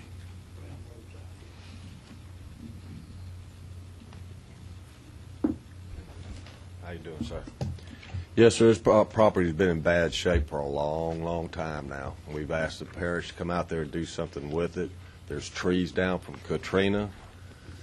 This property's been going down for several years. You can't even get in there to cut the grass. There's so much debris, garbage, refrigerators, furniture. I can't tell you all the stuff that's on this property. It's worse than a BFI dump. And it's right next door to me, and every time I walk out, I got to look at it. And I've asked and asked and asked, and we haven't got anything done. I'm just hoping that this is my last chance here. I moved to Ascension Parish, out of East Baton Rouge Parish, because I wanted to get away from that kind of stuff. And I moved out here hoping to build a house on this property. But no, sir, I would not build a house. As a matter of fact, this is my last chance, and I'm probably going to move if something isn't done. That's all I have to say. All right, thank you. All right, Mr. Laverne. Mr. Chairman, we're here tonight to go through the active proceeding of the demolition of buildings in regard to the Chapter 23, Article 1 of the Section 23.2 of the Building and Building Regulations, where the dangerous building procedures, all the items for this particular building has been delivered to the owners. in which there was to engage, and there was no results other than a small comment about we trying to do our best to get it taken care of. Gentleman tonight, the first time I knew of this gentleman as a co-signer of the properties. He's not a property owner, as say, according to our records, but I would urge the council to take into consideration his offer to the event if in your decision making. Therefore, the building can be taken care of if it was done in a proper manner, but we have no indication of any intent, of no letter of intent of how they want to proceed with this. Therefore, we're here tonight asking the council to give us a decision of direction. The building, to our best judgment, is in bad condition, and as the gentleman spoke earlier, it's been there for a long time. It's deteriorating further and further, and no care is being taken of the property. And you're saying that you were not aware that there was a co-owner? I didn't. No, sir. There are three owners that we know of. The gentleman tonight that spoke said he was a co-signer of the properties, to my understanding what he just mentioned. So I never spoke to this gentleman. So I mean, I would weigh his consideration if we given a letter of intent what he plans to do with his properties. I guess the building is salvageable, but the degree of deterioration is still stands for our best judgment of the building department and the other properties. There are other buildings on the property as well as this house that we were talking about. Mr. Shakespeare. Thank you, Mr. Chairman.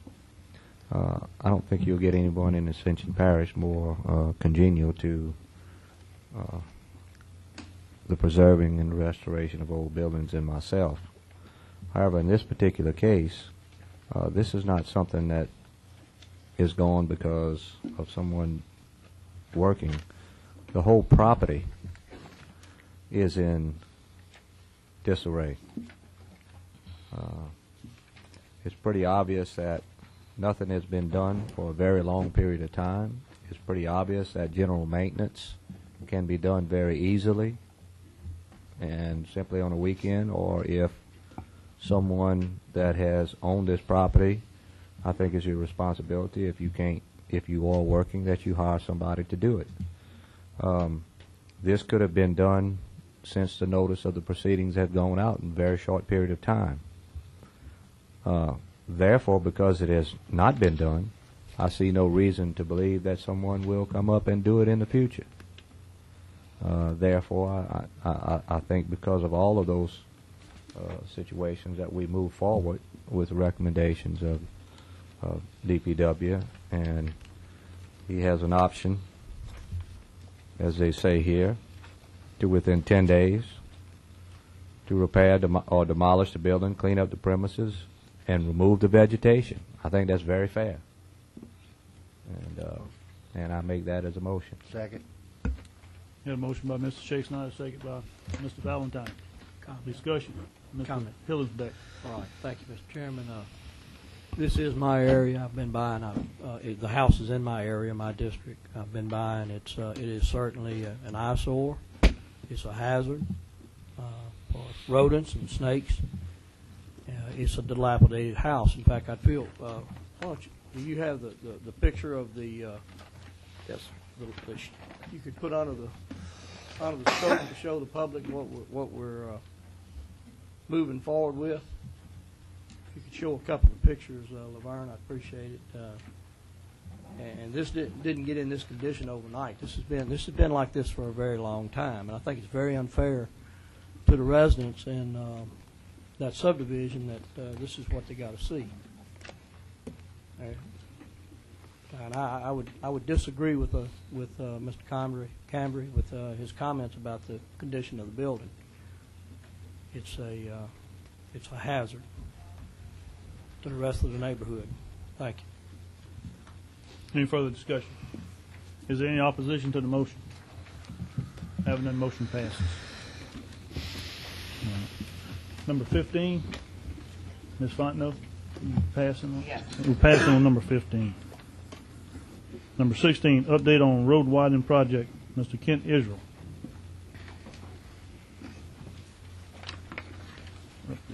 Thank you very much. I handed out copies of a report that was presented to the Transportation Committee at your July 11th meeting, to each council member this evening, for your information concerning the status of ongoing projects in the road construction or the road program for Ascension Parish. If there are any questions about any of these, I'll try to answer them as best I can. Mr. Salvo. Mr. Salvo. Mr. Thompson. Phase 2, Boudreaux Road. Yes, sir. We got the preliminary engineering been done 100%, right-of-way acquisition 100%, grubbing and clearing 100%. You got clearing and grubbing construction 95%. Yes, sir. Most of this work been done at least 4 months, 4 to 5 months. Utility relocation, what's the holdup? They're working with the utility companies, and the utilities company wanted final plans, and they are supposed to be furnished to them this week so that they can start their utility relocation process. What's the estimated time on the construction of the road? I don't have one, Mr. Thompson. I will get you one and forward it to you. Well, you know, the road widening project been around at least 4 years. Okay, and it don't look like we going anywhere. If we have a problem with right-of-way, or if we have a problem with engineering, we need to do what we got to do to move on. We're Starting trying over. We're trying to work with the design consultants to achieve your goals, sir. Worthy Road, the school bus ride down Worthy Road, the shoulders are falling off in the ditch. And school getting ready to start, and we're going to see the buses pass with kids. And it's very, very unsafe. Please, let's do what we have to do to get this project moving. Yes, sir. And for your information, the Department of Transportation Development took bids on a project to build turn lanes at LA 70 and LA 22 and LA 3125 at 70. It's a $1.25 million project. I know this is in some of it's in St. James, but this affects the traffic on 70 going towards Sunshine Bridge, and towards a lot of the plants along the River Road. Also, LADOTD did receive answers to their request for proposals for improvements on LA 73 between I-10 and Airline Highway. This project is to widen to 3-lane section with subsurface drainage, and these plans also will include a sewer collection system. The department received the answers to their RFQ on Monday, so I would say in about a month and a half to 2 months they should have a consultant selected. Mr. Shake Snyder. I just want to thank you, Mr. Israel, and thank DODT for forwarding that on Highway 70, better known as the Bridge Road. And hopefully the people that spend a half hour every day in line will be very grateful on their reduced time on that trip. Thank you very much. Yes, sir. Mr. Byricker. Yeah, thank you, Mr. Sauer. Mr. Israel, do you have an update, Roddy Road-wise, as far as right-of-way acquisition? It says 0% here. And also utilities. We just heard that it takes quite a while on utilities, and we're at 0% each year. Seems to me these are things we could be working on right now. Do you know if anyone's working on them or plan to work on them anytime soon? The Roddy Road project and the Cannon Road project, from my understanding, were put on hold. Why? Mr. Rue may have to answer Mr. that. Rue. But we have gotten copies of the preliminary plans. We're looking at them again to see if there are any changes that need to be made before we proceed with establishing the right-of-way. I didn't try to get Bill in trouble. I'm always in trouble. No, it's not on hold. Actually, for from the last council we had, you go back several years, that we had some problems with right-of-way acquisition of all of Cannon Road and all of Roddy Road, and it was suggested that most of Cannon Road be pulled off of the project. But what we kept, I mean, on Roddy Road and on Cannon Road, but what we did do was go forward with the section of Roddy Road from 931 to 621, and also the section of Cannon Road from Roddy Road to the Black Bayou Bridge. Nothing has been done on it so far because I think the plans is still under design right now, right? It says preliminary engineering is 100%. 100%. I've got sets of preliminary plans. So but we just received the sets. Yes. We just received those, so we couldn't proceed with any right-of-way acquisition or anything else until we received those plans. So what's the schedule to proceed? Well, we had some on Roddy Road, I think through the other process of right-of-way acquisition, fast track. You know, we had some movement on obtaining some right-of-way. We also started on the redesign of the bridges, the two bridges there, which is part of the whole project, but we moved that forward at a faster pace so we can construct those bridges prior to constructing the whole section of road. So that's why we're moving on it. We have some completion, but the main part of the work was dependent on the design plans because we cannot proceed. That's the first step. We're reviewing those design plans right now, and the next step we'll release those plans right away to, unless we have to go back for whatever reason and get something corrected, proceed with right-of-way acquisition based on those preliminary plans. Have we made any contact with utility relocations yet? We can't do that. That's getting way ahead of ourselves. First, we have to go with the right-of-way acquisition, and as soon as we get a certain percentage complete with right-of-way acquisition, then we start contacting utility companies and go forward with negotiating with them on utility relocation. Right. And the last question, Mr. Rue, we talked about the bridges being part of the road widening project. Yes. We got one of them bridges that's pretty noisy. We authorized to fix it. Have we done anything with that? We haven't done anything yet. We're waiting to free up a contractor to go in there. We can't do it ourselves.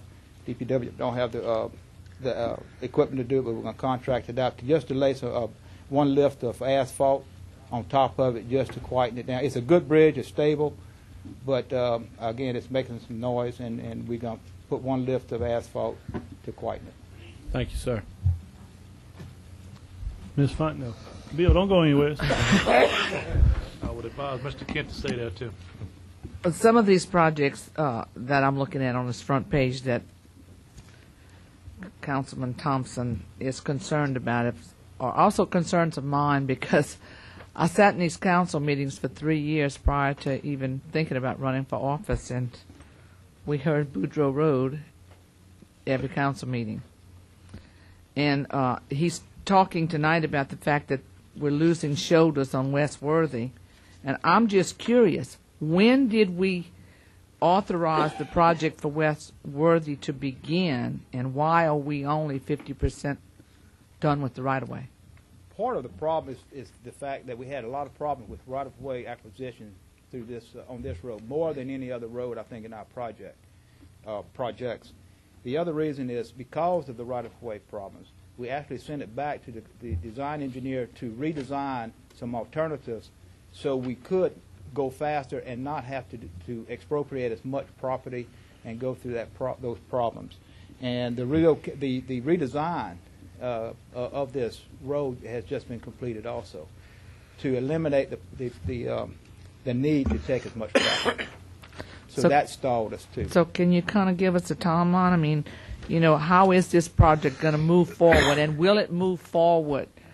We got some projects that we've started in our term that are way ahead of these old projects. So I guess I'm just wanting to clean up the older projects, and while we move on with the newer ones. This project is going to last a good bit longer, and the main reason for that, once we get into the actual relocation of grubbing and clearing, again, if the people that knows West Worthy, they know that most of the houses are next to the road. You're going to have to move some houses. You have to a lot of trees. It's a major effort to reconstruct this road to the state standards. And there are going to be a lot of work needed just in the grubbing and clearing, removing of structures, and also utility relocation. So I can't give you right now a definitive timeline, but it's going to be at least another year before I'm looking at getting to some significant reconstruction. And it's really out of our hands when you come to utility relocation and when you get into actually moving all these structures.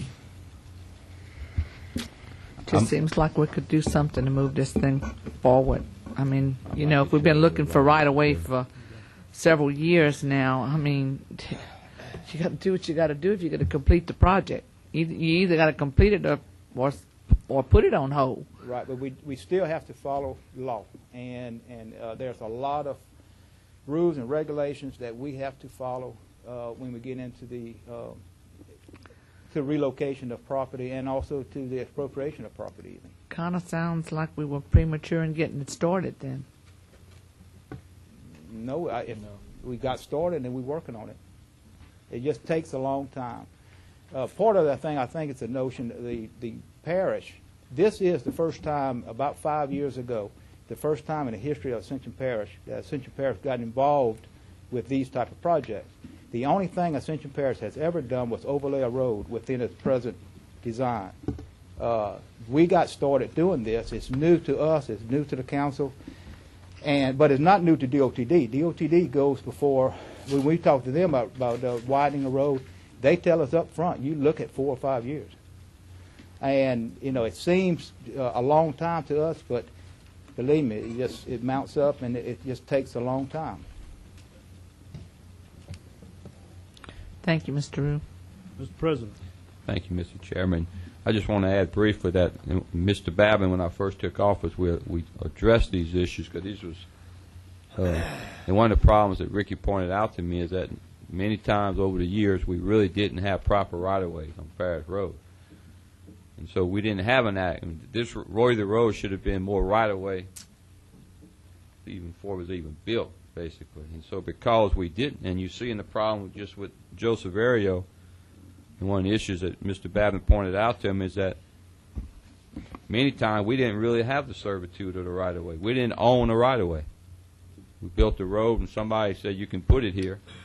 And so you saw, I think, with just DIMCO alone, Joe Severio, we had to spend almost $300,000 to pay for utility relocation, whereas if we would have really had that right-of-way along that road, a sufficient right-of-way, the utility companies, if we were there first, they would have paid to relocate their utilities within our right-of-way. And you heard tonight that with ETEL, the same road project. So what we're trying to do is get it right. It's going to take longer. We're trying to buy the right-of-way so we have sufficient right-of-way. So in the future, utilities and all that come within the parish, quote-unquote, right-of-way, they would be responsible for relocating those utilities. Now, it's going to... And the city is waiting on us here too, Mr. Thompson and Ms. Fontenot, because they plan on, because you realize Worthy Road is part parish, some of it's city, and then you get in front of the courthouse where we're sitting here tonight, it becomes a state road. Or Papara does, the airline. So you got state, city, and parish all in the same. So the city of Gonzales is waiting for us to get ours done, and they plan on improving, because even if we solved and put shoulders on Worthy Road tonight, from the city limits, and from the parish limits into town, you still got no shoulders on the city road. And so this whole thing needs to be done with them, but we don't have sufficient right-of-way. Nor did we have when this road was originally built.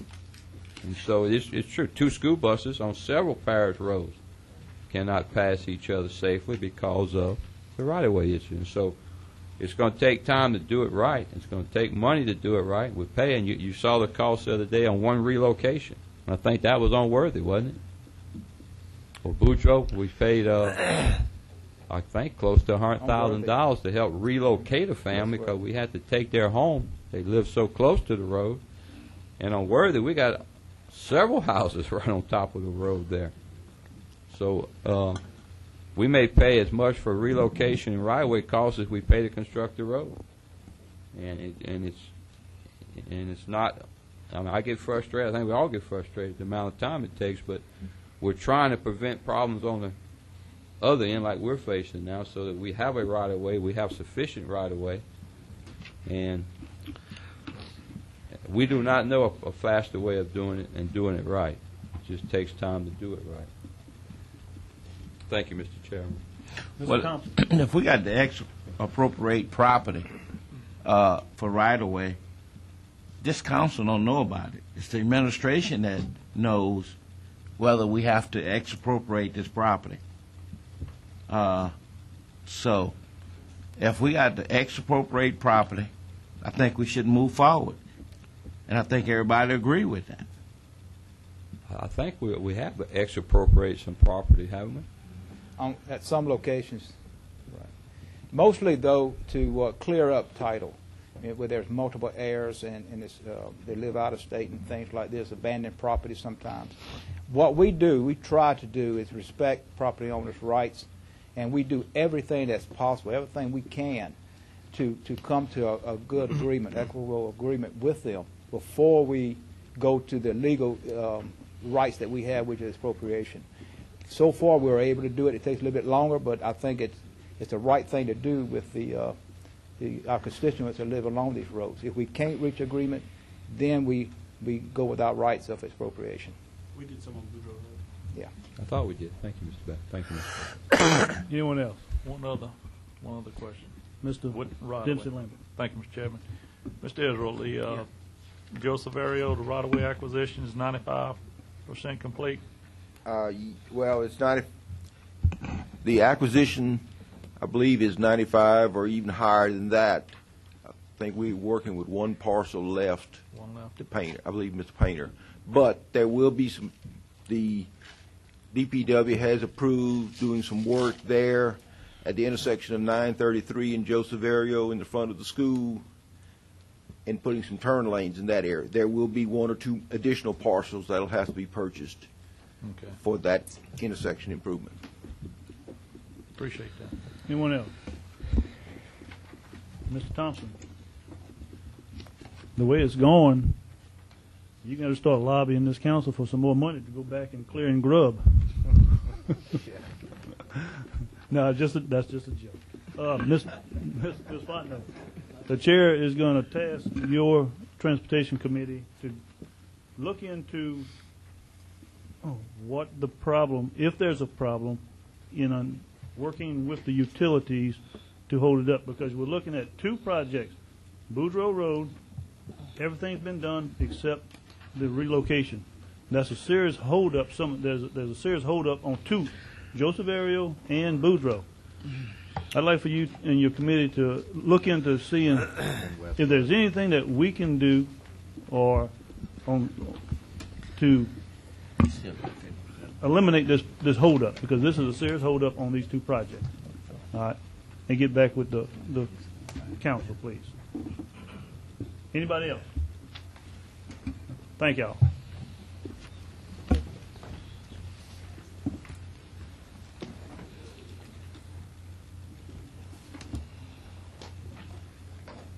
Number 17, resolution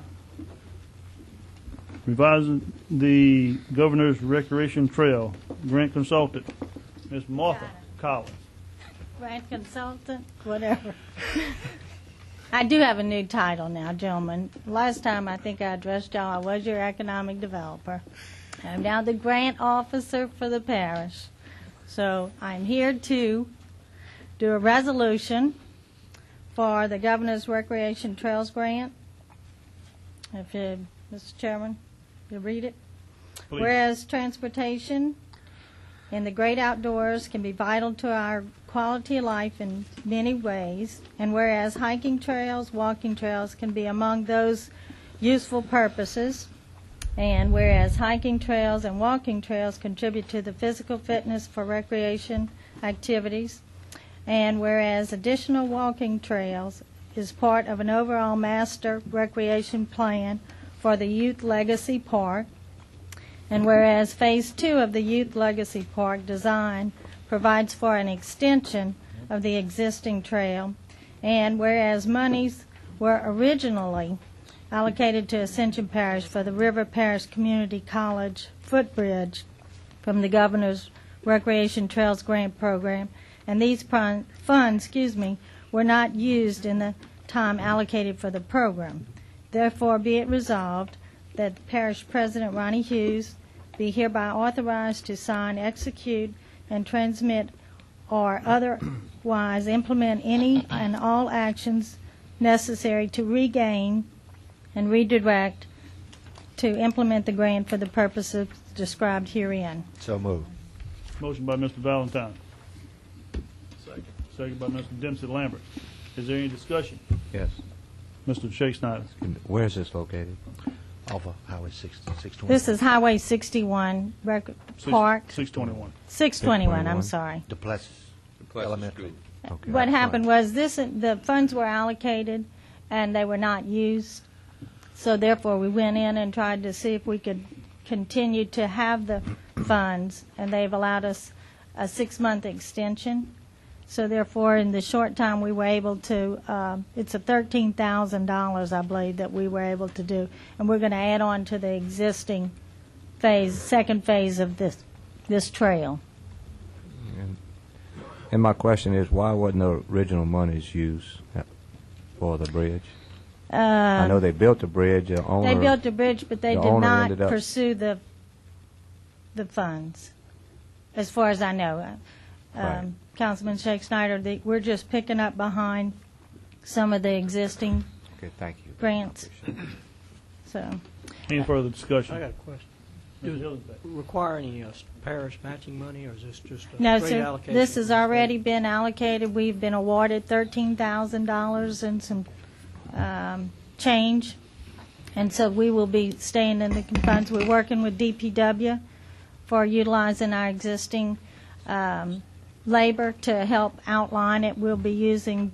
It's going to be extension of what we have for those monies, and then we'll come back, and we're looking at several other parks for funding, and we'll go back for this funding again. So. Any further discussion? Is there any opposition to the motion? Having none, motion passes. Mr. Chairman, on the LCDVG question about Hillryville and the possible delay, when we had our meeting, our consultant Roberto Macedo said that it would not cause any problems for us to extend to go out and rebid or to extend that time, because of it's a 3-year type commitment, and this would not in any way jeopardize us not getting the funds. So we are okay on that Hillryville application.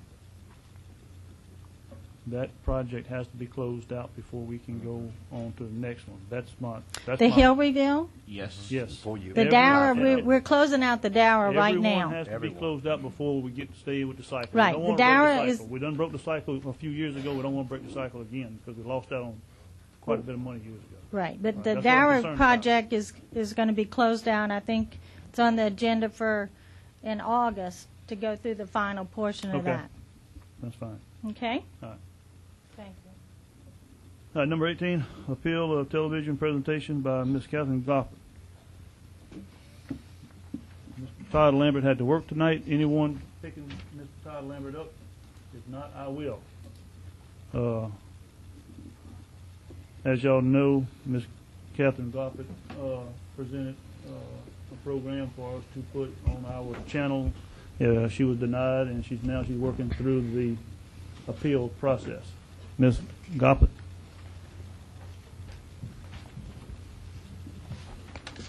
Good evening, Chairman Savoy, Councilman.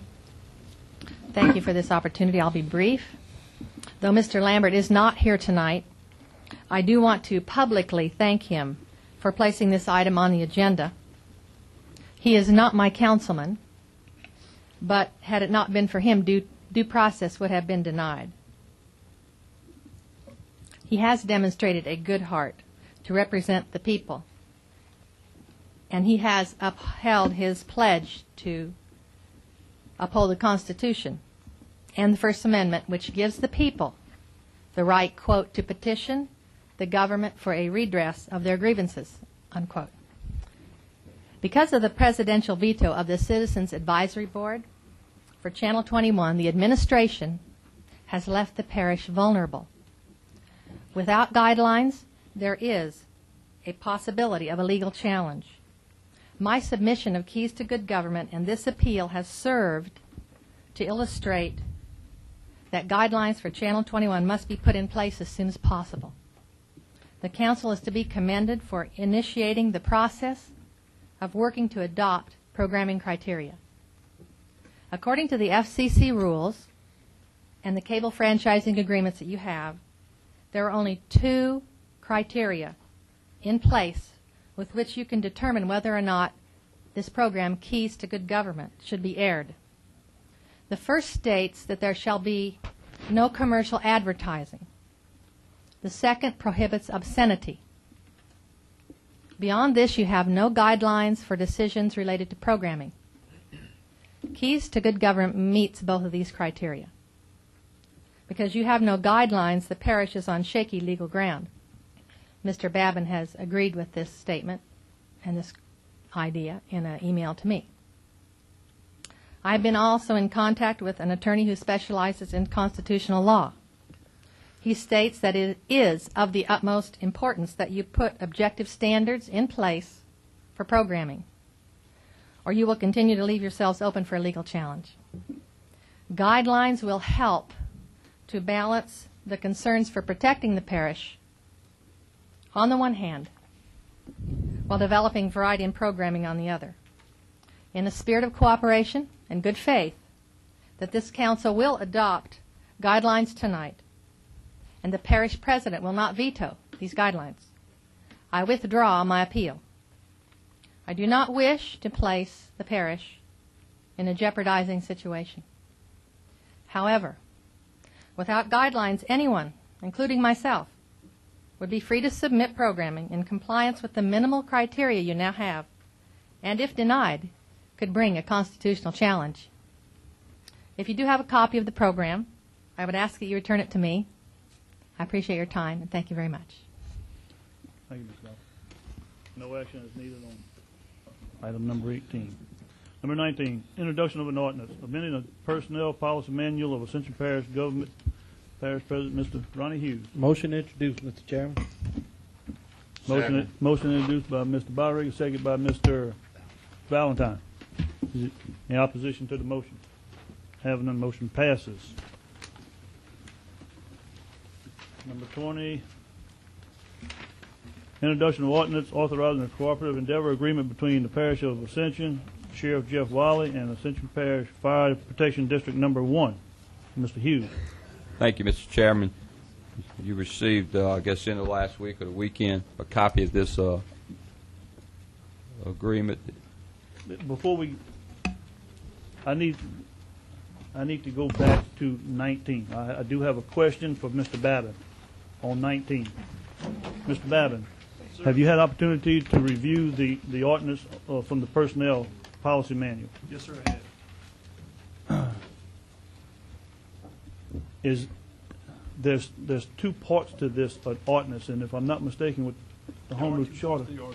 Sir? There are 2 parts to the ordinance. One provides for an overtime type pay for supervisors, and the second one sets a minimum pay for someone in a supervisory position over the highest paid hourly employee. The ordinance does do 2 things. No, it also changes titles. There's new titles and change of titles. Is that legal to be in the same ordinance?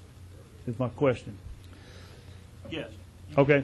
You can add many subject matters in one ordinance. I was under the impression it was supposed to be one subject matter. Yes. I'm sorry.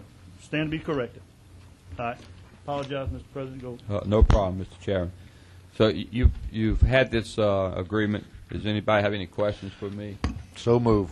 Second. Motion by Mr. Valentine, second by Mr. Byrick. Any discussion? Any opposition? Having none, motion passes. Number 21, introduction of an ordinance. Motion introduced. Revoking a dedication of a 15-foot drainage servitude that crosses tract Y in an east-west and north-south direction being located in Section 26, Township 8 South, Range 2 East for Swamp Road Partners, LLC. Got a motion by Mr. Byrigger, second by Mr. Thompson. Any discussion? Any opposition?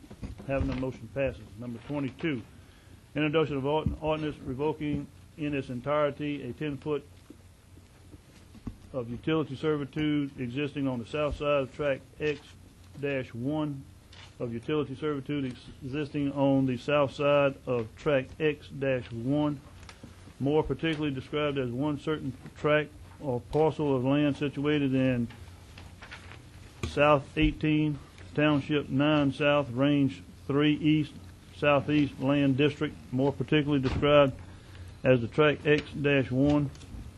It's 3.1523 acres, 137 square feet for Center of Life Church. Move to. Second. Motion by Mr. Valentine, second by Mr. Hillensbeck. Is there any discussion? Discussion. Yeah, correction, that's 137,316 square feet. Thank you, Mr. Hillensbeck. Any further discussion? Any opposition? Having none, motion passes.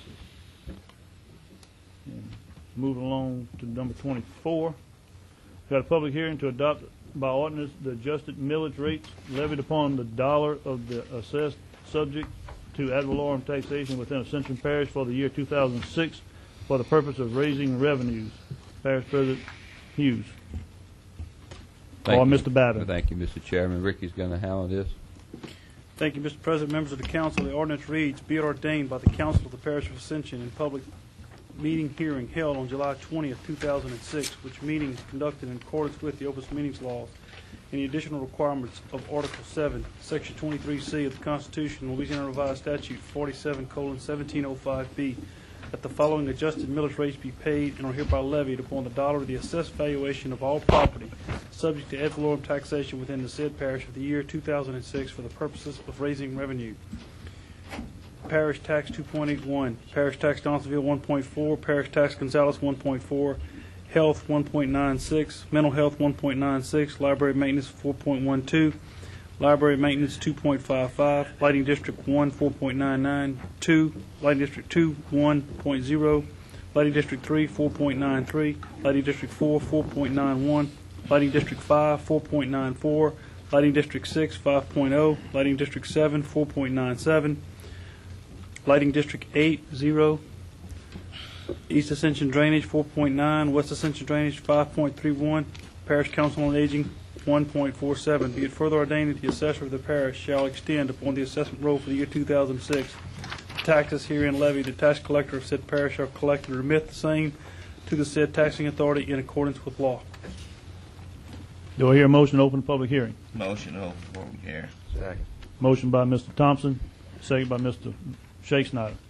Any opposition? Having none, motion passes. Is there anyone in the audience wishing to speak on this public hearing? Do I hear a motion to close public hearing? Motion by Mr. Dempsey Lambert, second by Mr. Hillensbeck to close public hearing. Is there any opposition? Having none, motion passes. Number 25, the ordinance itself. Motion. Motion by Mr. Thompson, second by Mr. Dempsey Lambert. Is there any questions? Any opposition?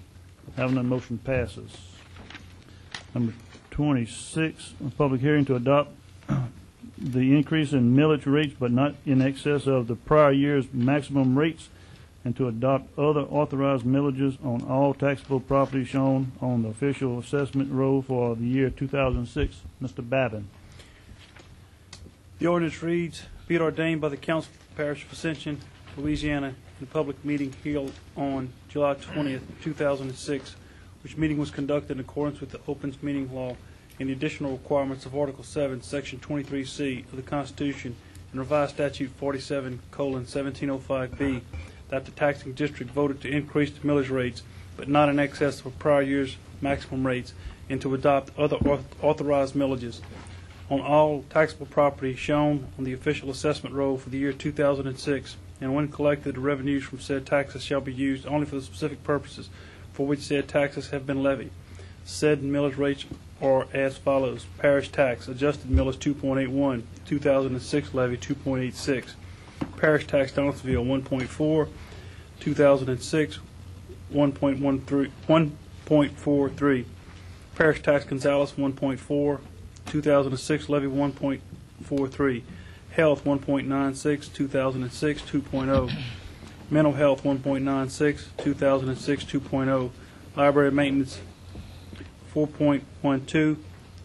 2006, 4.2. Library maintenance number 2, 2.55. 2006 levies, 2.6. Lighting District 1, 4.99. 2006 is 5. Lighting District 2 is 1 for adjusted millage, 1 2006 levy. Lighting District number 3, 4.93. 2006 levy, 5.0. Lighting District 4, 4.91. 2006 levy, 5.0.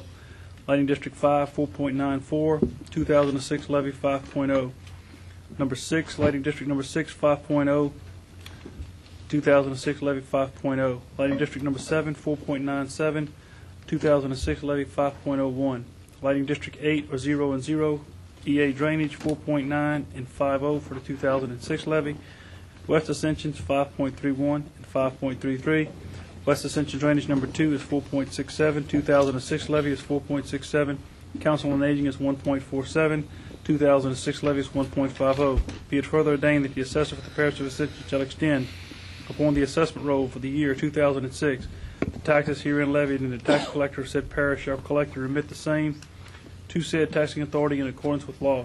The foregoing ordinance was read in full in roll call for the adoption thereof, and this ordinance was adopted by no less than two-thirds of the total membership of the taxing authority voting in favor as required by Article 7, Section 23C of Louisiana Constitution and 47:1705B. Motion to open the public hearing, Mr. Chairman. Motion by Mr. Byringer, second by Mr. Valentine, to open public hearing. Is there any opposition? Having none, motion passes. Is there anyone in the audience wishing to speak on this public hearing? Motion to close. Motion to close. Motion by Mr. Valentine, second by Mr. Byringer, to close the public hearing. Is there any opposition? Having none, motion passes. Number 27, the ordinance itself. Motion. Move the ordinance. Motion by Mr. Thompson, second by Mr. Byringer. Is there any opposition? I object. One objection, Mr. Hillensbeck.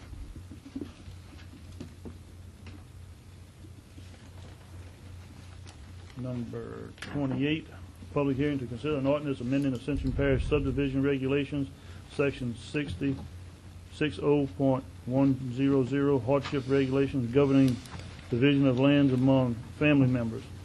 Mr. Babin. The purpose is to amend Ascension Parish subdivision regulations, section 60.100, subsections A through D, whereas the Parish of Ascension has in effect a comprehensive plan of zoning, and pursuant to that plan, a parish-wide development code was adopted, the Ascension Parish Governing Authority, which became effective on June 1st, 1999. Whereas the Ascension Parish Development Code provides for a procedure for its amendment and related regulations and restrictions by initiation by the Planning and Zoning Commission. Whereas the Planning and Zoning Commission has initiated an amendment of section 60.100, sections A through D, of the Ascension Parish subdivision regulations regarding hardship regulations governing division of land among family members. Now, therefore, be it ordained that section 60.100, subsections A through D of the Ascension Parish subdivision regulations is amended to read as follows. Hardship regulations governing division of lands among family members, 60.100. The following procedure shall be followed for a hardship subdivision of family property, each containing at least 1/2 of an acre. All provisions of the subdivision regulations shall be followed except the requirements under construction standards for concrete, asphalt, or hard surface roads and streets. See section 31-300, except that dead-end 40-foot wide servitudes of ingress and egress, dedicated right-of-ways may be allowed where there is unlikely that there will ever become through streets as determined by the Planning Commission, and except as 20-foot driveway servitudes may be allowed going from a public road to a single residence or structure situated on a lot. The driveway may not be used to service any additional lots.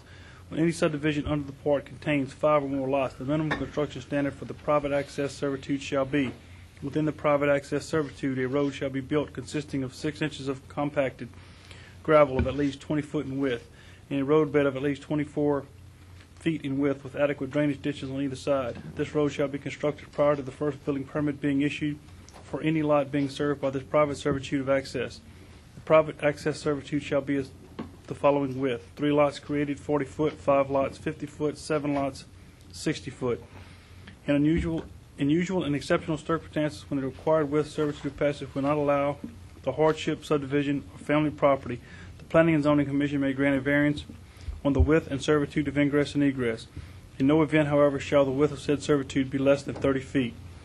It shall be the duty of the Planning Commission to review proposed hardship family partitions meeting the requirements of this section, to ensure that the criteria are present within the definition of a family partition, the division or subdivision of any lot, tract, or parcel of land by acts of partition among co-heirs of donation, consideration, and or approved means from parents to their children or grandchildren or children of deceased children or children to their parents in hardship situations.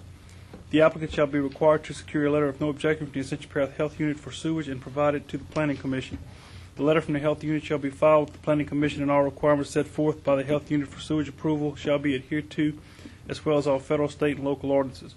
Any subdivision under this report containing more than 8 lots, where the lots are smaller than 1 acre, are required to have a community sewer collection and treatment system. This provision shall apply if any subsequent divisions of land among family members increases the number of lots to 8 lots or greater.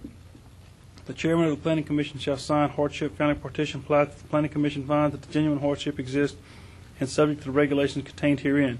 If the criteria within the definition of family partition are not met for the subdivision in its entirety, then the applicant shall be advised of the appropriate subdivision requirements where applicable.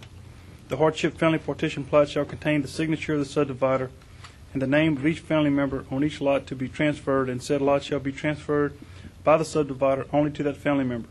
The plat shall contain an affidavit to be signed by the subdivider verifying that he will only transfer such lot to each designated family member. In addition, the plat of all conveyance documents or transfers pursuant to the plat, in addition, shall contain the following language. The roads and streets shown on this plat are private and are not public roads and streets, or to be developed and maintained by the lot owners only. The Parish of Ascension shall not maintain, upgrade, or accept said roads into the public system unless and up until brought up to hard surface or other standards by lot owners or developer according to the subdivision regulations for the Parish of Ascension. The subdivider and lot owners further are put on notice that school buses do not and are not required to travel down private roads, and it is the obligation of the lot owners to bring their children to a public road for school bus pickup. Subsections E, F, G, H, and I shall remain as present. Motion open public hearing, Mr. Chairman. Second. Motion by Mr. Barriger, second by Ms. Fontenot to open the public hearing. Is there any opposition? Having none, motion passes. Is there anyone in the audience wishing to speak on this public hearing? Motion to close, Mr. Chairman. Motion by Mr. Barriger, close public hearing, second by Ms. Fontenot. Is there any opposition? Having none, motion passes.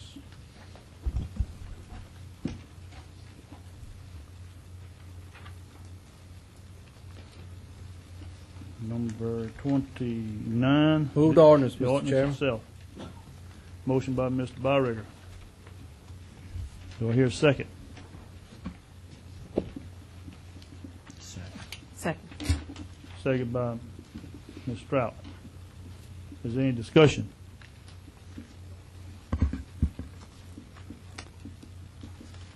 Mr. Valentine, Yes, sir. you being the vice chairman of the finance committee and the next highest ranking, would you please take the chair so that I may comment? Yes, sir.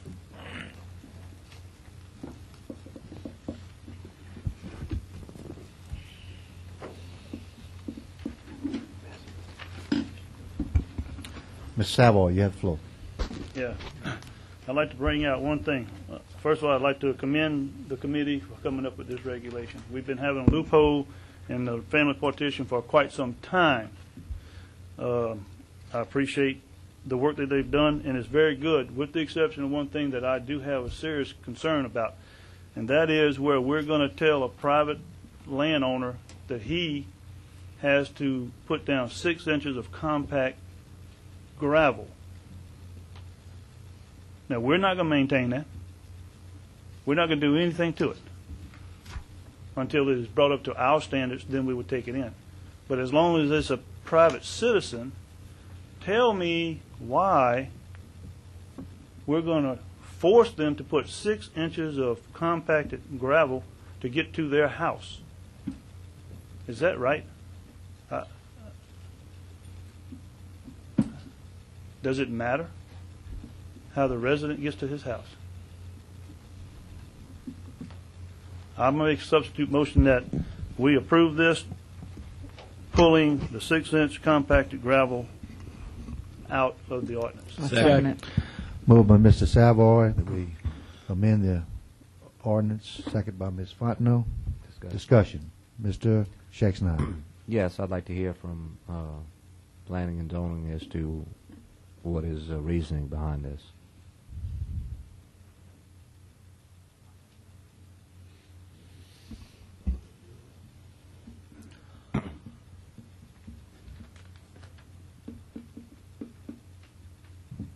Mr. Rue. Actually, this came from our review agent, Mr. Sanji, and that was in his recommendation. And to be honest with you, we didn't object to it, and but I can't get. We didn't review it to the extent of looking at it from the point of view of Mr. Savoy. And you know, and these things, these are subdivision regulations that have been changed in ordinances. A number of them are pretty in-depth. This comes from a lot of hard work from the Planning and Zoning Commission. We appreciate that. These are things that we, in discussions, had discussed about, but it never did come through committee to have the discussions I think that Mr. Savoy would like to have, I think, before we come up here and finally vote on it. And I wish in the future that they would come through committee so we can take care of these little details before we actually vote on it here.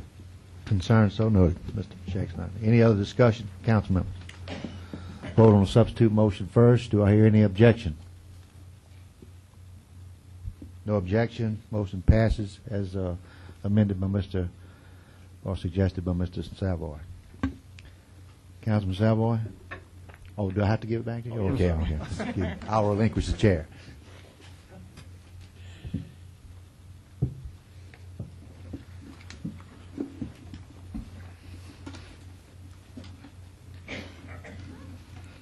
Number 30 is public hearing to consider an ordinance authorizing the transfer of a 1979 Ford F-350 rescue truck to the Union Convent Volunteer Fire Department.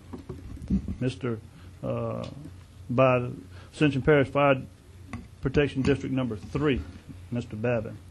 We're switching to fire trucks to transfer title pursuant to a cooperative endeavor agreement of a certain movable property owned by the Ascension Parish and Ascension Parish Fire District number 3 to the Union Convent Volunteer Fire Department.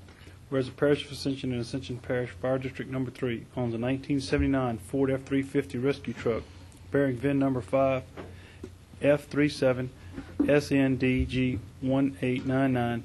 The fire rescue truck is old, deteriorated, surplus, and has been out of service for several years and is no longer needed by the fire protection for either the parish or by the Pearl Volunteer Fire Department or Fire Protection District number 3.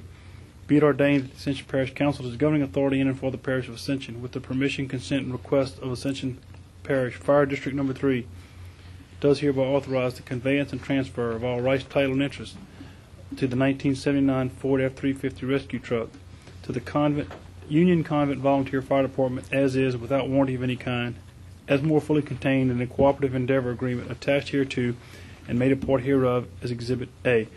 Ronnie Hughes, Parish President, authorized to execute any and all documents necessary to complete this transfer on behalf of the Parish Council. And the fire board members told me to advise you that they have asked everyone in the parish if they wanted this vehicle, and they don't. Motion They open for public anticipated hearing, that Mr. question. Chairman. Second. Motion by Mr. Byrigger, second by Mr. Valentine. Is there any discussion? Is there any opposition? Having the motion passes. Is there anyone wishing to speak on this public hearing from the Motion to audience? close, Mr. Chairman. Second. Motion by Mr. Byrigger, second by Ms. Fontenot to close the public hearing. Is there any opposition? Having none, motion passes. Number 31, the ordinance. Move the ordinance, Mr. Chairman. Second. Motion by Mr. Byrigger, second by Mr. Dempsey Lambert. Is there any discussion? Any opposition? Having none, motion passes. Number 32, public hearing to consider an ordinance revoking the existing portion of the street right-of-way in front of lots 11 through 15 DAS campsites, K Drive, located in Section 11, Township 8 South, Range 3 East, Ascension Parish, Louisiana. Mr. Babin. to revoke the existing portion of street right-of-way for K Drive and DS Campsite, be it ordained by the Ascension Parish Council as the governing authority for the Parish of Ascension, State of Louisiana, in lawful session, hereby revokes that portion of the public street right-of-way designated on that certain map entitled, Map Showing the Revocation of Right-of-Way Fronting Lots 11, 12, 13, 14, and 15 of DS Campsites located in Section 11, Township 8 South, Range 3 East, Ascension Parish, Louisiana, for Lanny Pino, as shown on the map plan of survey of C District Surveyors Incorporated, dated April 14, 2006, said subdivision being located in Section 11, Township 8 South, Range 3 East, east of the Mississippi River, Ascension Parish, Louisiana. Said portion right-of-way being more particularly described on the map attached hereto, made a part hereof. Said property contains 0.094 acres more or less, shown on said survey map, marked in gray, a copy of which is attached hereto and made a part hereof. All other servitudes of records are hereby reserved. Motion, Mr. Chairman. Motion by Mr. Dempsey Lambert to open the public hearing, second by Mr. Valentine. Is there any opposition? Having none, motion passes. Is there anyone wishing to speak on this public hearing from the audience? Motion to close, Mr. Chair. Second. Motion by Mr. Byregger, second by Ms. Fontenot. Is there any opposition? Having none, motion passes. Number 33, the ordinance itself. Move the ordinance, Mr. Chairman. Motion by Mr. Thompson, second by Mr. Byregger. Is there any discussion? Is there any opposition? Having none, motion passes. Number 34, public hearing. To consider an ordinance adopting guidelines for our government access television, Channel 21, Councilwoman Ms. Fontenot. Is anybody out there to speak? Do you have any cards? No one to speak. Okay, then I have a presentation. Roll Amazi. Ms. Fontenot, may I read the ordinance briefly? Yeah. You may. Thank you. Please. It says to establish guidelines for the program content of Channel 21, the Government Educational and Public GEP Access Channel. Whereas the Parish of Ascension Council is a franchising authority for the Government Educational and Public Access Channel, desires to establish certain guidelines and programming policies for the programming content of Channel 21, which is designated as the GEP Access Channel for the Parish of Ascension.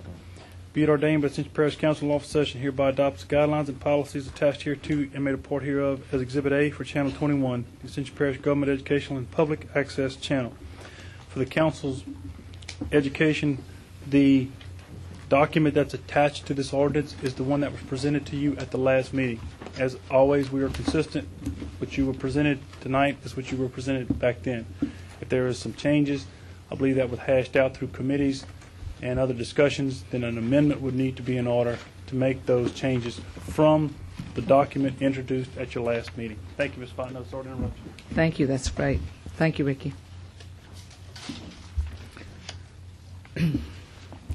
Attention, please. This is a very important matter. We must adopt policies that legally protect the parish, which will enhance the development of our access channel, its programming, and services to our citizens who pay the franchise fees. It is their channel. What is a government access channel? One of three types of community access channels providing residents with local television, non-commercial, governmental, educational, and community programming. See Cox Franchise, page 8 at 3.15b. This is the description of our access channel in the Cox Franchise. Government channels are granted editorial rights to choose the content, the format, and the subject of information broadcasted to the public. This is from GATT Institute, TVInstitute.org. Some research I've done on the website. Why a government access? Because it provides local information and perspectives. It's convenient and it's inexpensive.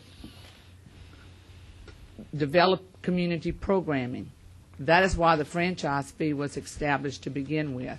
It is used as a tool for local communities to develop their own programming and promote their own interest.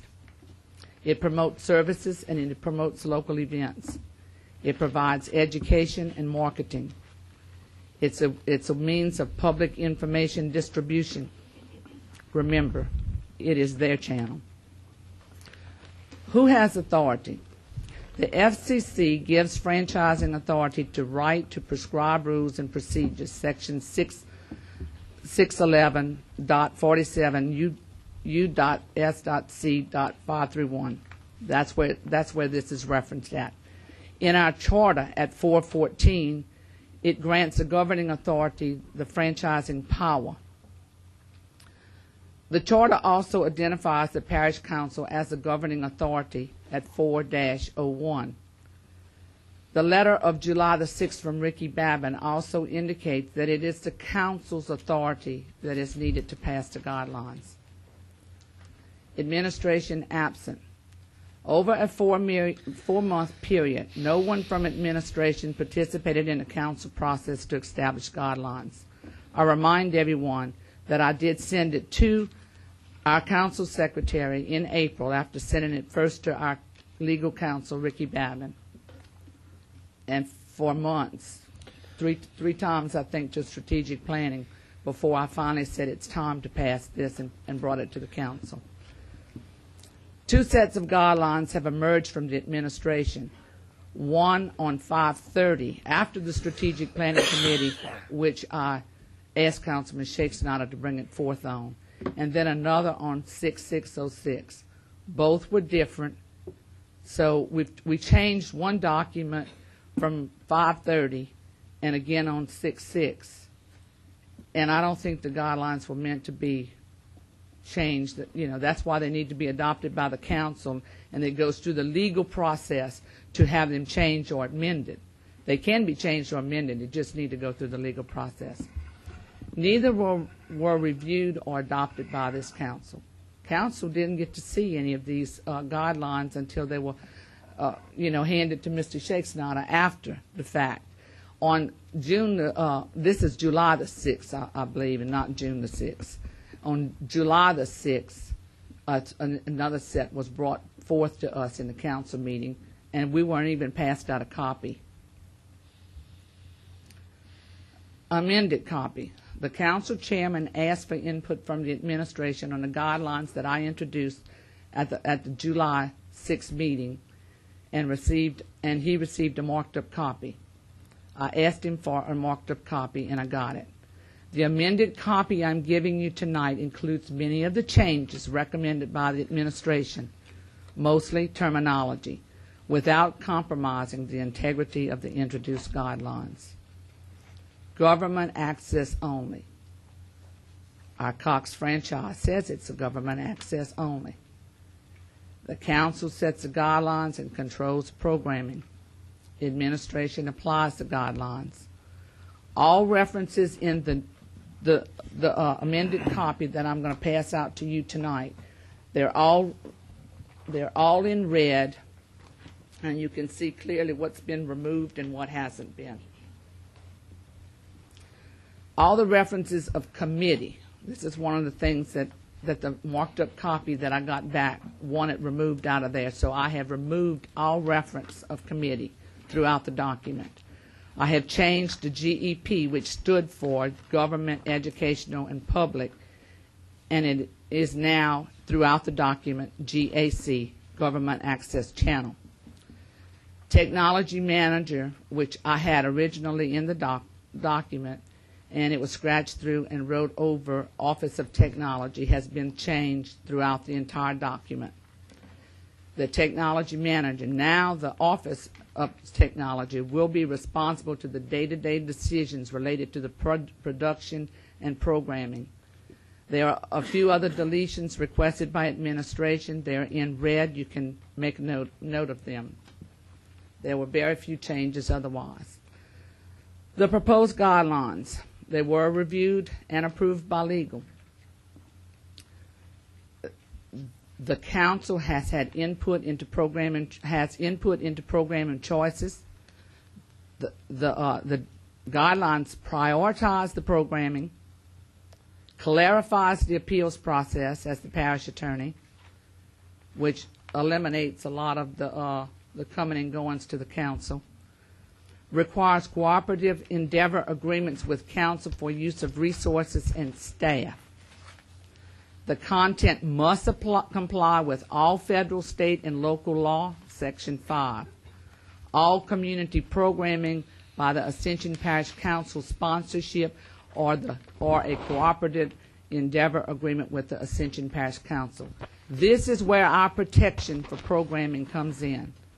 Because if we don't sponsor it, or if we don't do a corporate endeavor agreement with it, it doesn't get aired. This document tonight, ladies and gentlemen, is not set in stone. It's merely an attempt to put something good in place and to get some firm commitment by the way of guidelines to our channel. As with any other document we pass, should we find that changes need to be made down the road, we always have that option. We can control programming content, and we can amend this. It's just another housekeeping issue that we do all the time. It's time to act. This parish is unprotected without guidelines. In the best interest of the people of Ascension Parish, it is time for this council, as the franchising authority, to act. I do make a motion, as of right now, to adopt these guidelines that have just been passed out with their amendments for Channel 21 as proposed by this council and in conjunction with the document sent to me by the administration. Second. Got a motion by Ms. Fontenot, second by Mr. Byrigger, to adopt these guidelines as presented to you. Is there any discussion? For a public hearing. For a public hearing. I'm sorry, for a public hearing. That's the first, right? I'm sorry. That's all right. I lost track. Thank you, Mr. Valentine. Is there any opposition to the motion? Call public hearing. Having none, motion passes. Is there anyone in the audience wishing to speak on this public hearing? Motion to close. Motion by Mr. Byrigger to close public hearing. Second by Ms. Fontenot. Is there any opposition? Having none, motion passes. Number 35, the ordinance itself. Is there any discussion? Is there a motion for the Move the ordinance, Mr. Chairman. Second. Motion by Mr. Byrigger, second by Ms. Fontenot. Any discussion? Discussion yes, is, Mr. Chair. excuse me. Mr. Babin, Valentine. have you been able or had the opportunity to look at the changes Ms. Fontenot and the administration have made here? No, sir. I reviewed the original as it was sent to me by Ms. Fontenot. The changes I have not reviewed, but I will report to you kind of what I found. A lot of councilwomen have called asking kind of what the guidelines are here. And our franchise agreement, both of them, the one with ETL and the one with Cox, both provide a public educational and governmental channel, both franchise agreements. They're almost identical on the language used because they're very broad. They don't set forth any parameters, except the Cox agreement prohibits commercial advertising or solicitation on that into that contract. That was put in there by their Atlanta office, who, as they read the Federal Communications Act of 1934, said that's not allowed under the that particular channel designation. There's some debate on the law. We didn't argue with them. We allowed that to be put into the contract that this council approved and adopted. There's several ways you can go with these things, and this is kind of the political issue that was before you, is whether we have an open access channel or a very tightly regulated or very narrow government channel. Generally speaking, and I'm telling you, I'm going to tell you this now, if it is deemed to be a public access channel that people can drop off and put things on, there's sets of rights that are triggered. If it's a government access channel, if it's more tightly regulated or tightly held by the council, or basically things of governmental interest, governmental programming, Which is what this is. As yes, I read it. and that's how we have it labeled. But I don't want you to get hung up with labels. If there's, if the courts at one time say it's this or say it's that, it may trigger different rights and obligations. I asked Ms. Fontenot and several of you what I would like to do. I can spend all night talking to you about the First Amendment issues. Generally speaking, they're going to vary with each individual tape that's presented to you. What I would like to do is if it's okay, is to retain the services of really an expert in the field to assist us to look at these guidelines and make sure if they need tweaking or somehow amending.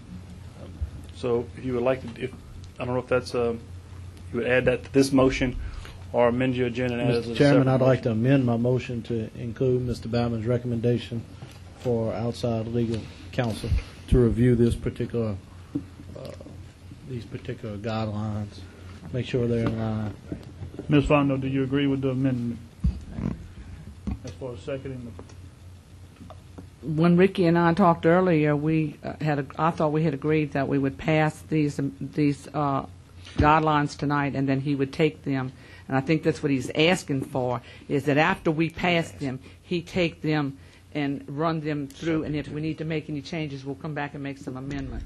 That was Either what way, we discussed. either way, that would be fine. And I don't have any problem with I that. just want to make sure somebody can assist us that's specialist in this field, because it is a highly technical area that we would ask for some assistance in.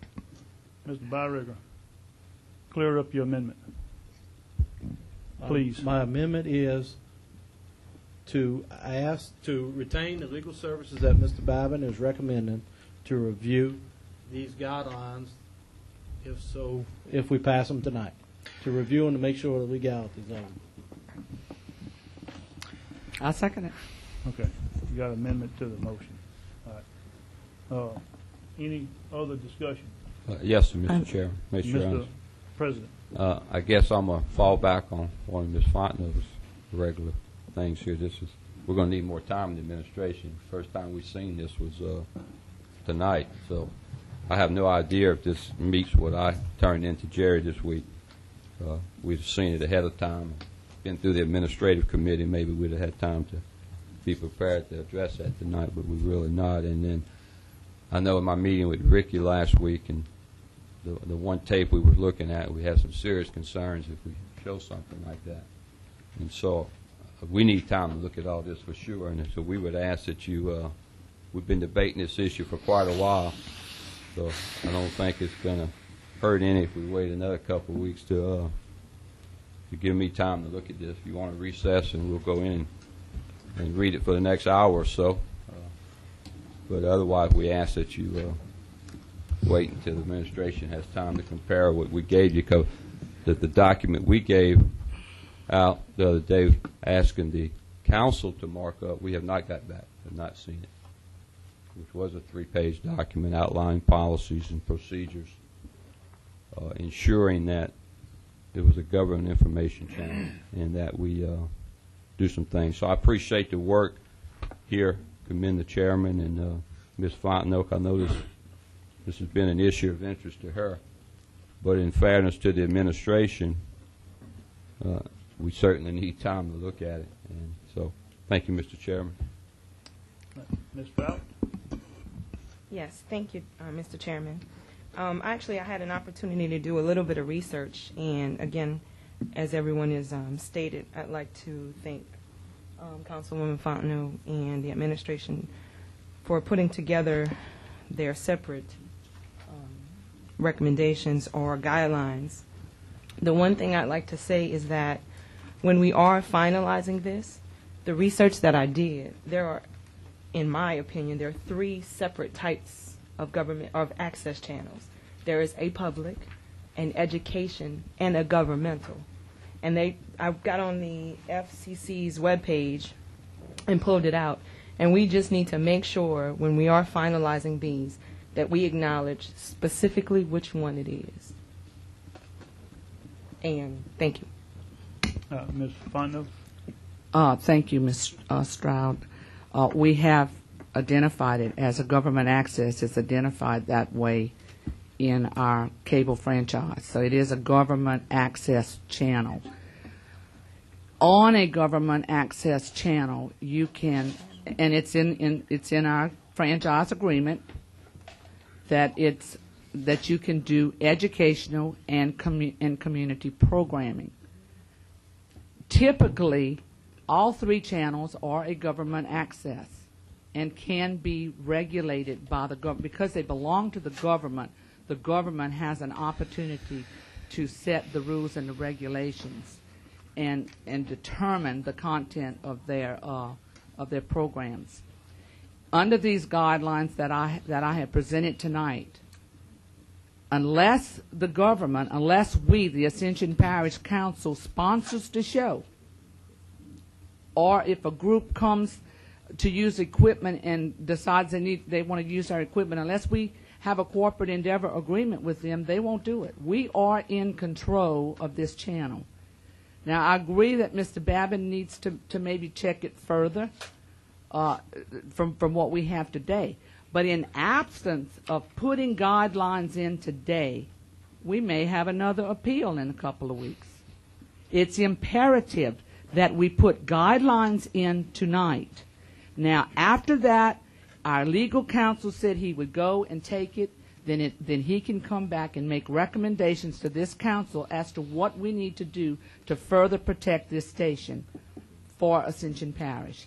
But this is a common thing that's going on. You can look all over the place what a government access is. It talks about local governments and community events. These are all things that are allowed. This is what the FCC gave the channels, or gave the right to the governments to petition the franchisees to give us a channel. That is why, to be able to make it available to our community.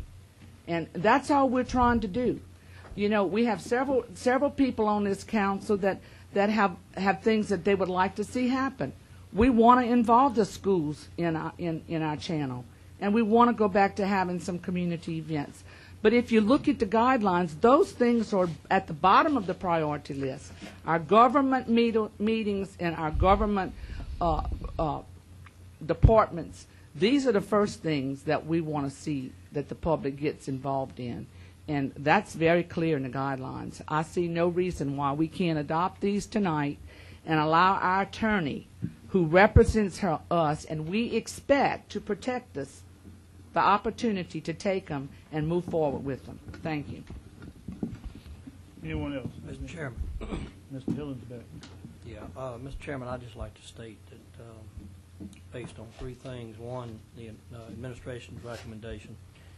I appreciate the fact that we have a marked up document. However, the administration did not get a response back from what he had asked for. Administration did provide a marked up document, but nothing came back, as he stated earlier. Tonight is the first time I've seen this document in its 5 pages with multiple changes, looking at all the red ink, and I've not really had a chance to review it. I'd like some more time to review it. And thirdly, I'd like for us to pass something that's already been through legal review and is a good ordinance. So, and I'm not really going to debate the merits of it any further. I'm just stating that's the reason why I'm not going to vote for this tonight. Thank you. Anyone else? Mr. Savoy. Ms. Fontenot. Councilman Hillen's back. I have bent over backwards trying to get this information to everybody for 4 months now. Tonight is the first night of. Sir, you had the document. The changes that were made in this document were very minute. They were mostly terminology. And it was very clear. And everybody up here can read and understand that. Administration had time to get it to me. I had to beg for the marked up copy. I called Councilman Savoy and asked him for the copy. I didn't even know there was a marked up copy until I heard about it. And I just got it when, Suzanne, was that Tuesday? Tuesday. I called and asked Suzanne to get me a copy. I've tried. I've been over backwards. I've done what I could to try to put in here what I felt was the right thing to do toward administration. And as I said earlier, we have a document before us that we need to put in place. We can come back. If the parish president wants to work with me after the fact and we can get back with legal and legal can give us some advice and stuff, I'd be glad to do so. I've been trying to do so all along. When I sent this document to Ms. Suzanne in April, it was a living document. It was a document that was meant to go to strategic planning for everyone to work on, administration and the like. And somehow it got lost in the shuffle because it never got where it was going, but I brought it there. So if nobody in administration has had the opportunity by now, I don't think you're going to work with me anyway. So I just move that we go continue on. Anyone else? Mr. Babin. I just want to clarify one point.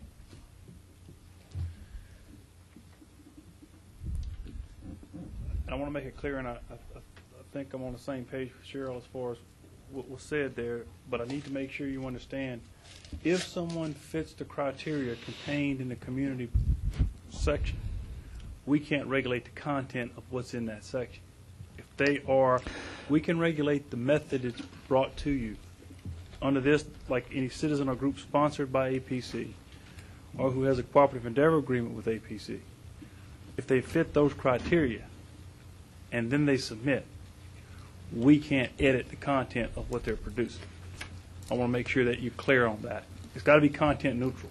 The rules that get it to us, we can regulate. Once it's there, I want to make sure we don't. I want to make sure because there is a distinction. Is that what you were saying? We can get there. We can regulate how you get it to us. You got to be a member of this cooperative endeavor or this group. But once you fit that criteria, we can't edit the content. If you're sponsoring a program, Ricky, if somebody brings you a program and they fill out the application to sponsor it, we can at that time decide whether we're going to sponsor it. So we should be able to know what's in the content before we sponsor it. You understand? I mean, there shouldn't be any question. Once we've made the decision to sponsor it, we have dealt with. Okay, and that's you can even. There's a fine line as far as once the tape's brought to you and they meet your underlying procedural criteria to get it to you, and then you have to almost be content neutral except for the designated prohibitions contained in the tape, which are basically illegalities. Obscenity, profanity, obscenity, certain alcohol, tobacco advertising, those things that are in here, which the Supreme Court has she's got them outlined in here, have been decided not to be protected type speech. So I just wanted to make it clear. We have to be careful about the we can't edit if they fit our production criteria to give you that tape. I want to be sure of that because I don't want to get into us telling somebody you can't say it that way, you have to say it this way. It's a fine distinction, but I want to clarify that point. Mr. Dempsey Lambert. Thank you, Mr. Chairman. Appreciate all the discussion, but I think we need to give the administration at least 2 weeks and the legal. Let's get this stuff straight before we try to bring this to a vote, because I'm not for this. Appreciate it. Mr. Hillenbeck. I'm going to pass. Thank you. All right. Anyone else? Yes, sir. Thank you. And I'm for this. Thank you, Ms. Fontenot, to bring this out. I'm for this, but I do want to make sure that the intent, because I realize the intent that she has and I have and everyone else has, is to bring public community programming to the parish. And that's what we're looking to go forward with. And because of that, I would like to see Mr. Babin make sure that the intent is worded in a way that the intent is carried out, and that we make sure that would be happening. So I would like to see him come back with the intent worded as properly so that we can take a look at it and make sure the intent is what we're all looking for, because it is a very good. I think we're as close as we can get pending legal, and I would like to see the wording of the intent of everybody be done by Mr. Babin before we vote on this. That's fine, though. Guys, we don't have any guidelines. We had an appeal here tonight. Yes, I know. Mr. And Chairman. we can have another tape brought in tomorrow morning with nothing to deny it. Nothing by tomorrow morning. So It is time for us to move on this. Mr. Babin said he would get, this will at least protect us for 2 weeks while Mr. Babin comes back with something else. If he finds something wrong in here, we can amend it. That's our job, to amend it if that's the case. Mr. Babin, how do you feel about that? Mr. Hillenbeck. Yeah, I would like to respond to what Councilman Scheckschneider said. And we do have a venue for community programming, and that is Cox Cable and E-Tel. In fact, I watched recently Living Ascension on Cox Cable. I believe it was Channel 4 Sunday night a week or so ago, the Jambalaya Festival. And I think people wanting to put anything on for the public to see can go out there and obtain sponsorships and move forward with it in that manner. There is a venue there. I have a problem with us spending taxpayers' dollars as it was done in the past. Yeah, in fact, I'd remind everyone that in March of 2004, certain members of this council made the argument that the franchise fee could only be spent on communications. And guess what? That was not so. Those franchise fees that are collected can be spent on communications and can be spent on much-needed items in the general fund, like raising bridges and providing drainage work, that kind of thing. Thank you. Mr. Valentine. So one thing about it, the franchise fees are there for a reason. People that have cable are the ones that pay for it. People that have cable are the ones that only get this TV. The motion is we approve it pending legal. I don't see a thing wrong with it. Mr. Babin agrees with it. Let's approve it. Let's move on. If there's something, it don't go into effect until he approves it. Let's move on, get on with it, or we'll be right back here 2 weeks from now arguing about it again. There's nothing wrong with it. The administration had plenty of time. In fact, if y'all remember, we came with a committee. It was vetoed. Okay? People changed their votes. We all agreed. People changed their votes. So they've had plenty of time. They've been asked to come to the table with strategic planning. They haven't done it. They got plenty of time. They've had it. They got 2 weeks while he's dealing with pending with the legal to get authorization. So I'm going to vote for it. We move on. Mr. Shakespeare. Mr. Babin, I'm asking you point blank. You understand the intent that was expressed here by the council of the programming to be able to regulate the programming? Yes, sir. Your intent is what every public entity that's ever adopted a government access channel intent is. You want to show wholesome programming and not show unwholesome programming. Right. There's constitutional provisions against that completely. We will get you as close as we think constitutionally we can to that point. So bottom line is, yes, I think I know what your intent is. All right, and we can do this. But and there then are limitations to how far you can go there. All right, will you include the recommendations to get to that area in your review? Yes, sir. As you are pending we'll go legal. as far to that point as we can legally. Thank you. And that's one reason that we've asked you to. We've reviewed, and the procedure that's in place we're fine with. The issue is the First Amendment issues, and that's what we've asked you to allow us to bring on some assistance with. Good. That's where we want to review it. If you do it pending legal, as Mr. Valentine says, I would suggest that the effective date of the ordinance be upon release from us of the exact language in the ordinance is correct. That's So just exactly make the what I was effective meaning. date- That was in the motion. Yes. That's what you said. Okay, thank you. Mr. Chair. Mr. President. Spend a lot of time on TV. Too much time. What does that do for my right to veto if we still disagree with this as far as the charter says, the date of the enactment? What happened? When is the date of the enactment of this ordinance? It's today. The effective date of the ordinance is not the enactment of the ordinance. So You can still veto. Doesn't change anything to the veto. The effective date of the ordinance, like we did the zoning code. but the clock would start tonight for 10 days, and we may need a constitutional lawyer specializing in First Amendment rights, so just not sitting on the street corners in Ascension Parish. And a budget amendment to hire such, and what we're going to pay that person. So it would seem to me it would make a lot of sense instead of putting the cart in front of the horse here to get our constitutional concerns out of the way. Because if not, then you're going to force me something I haven't even read yet, but if we read it in the next 10 days and we still don't have the legal opinion, we're going to be vetoing something, waiting for a legal opinion. That just don't make a lot of sense. When it doesn't have to be that way. It can easily. You have any idea how long it would take to hire a constitutional lawyer who specializes in First Amendment rights? There is one that we talked to that would work for us. In fact,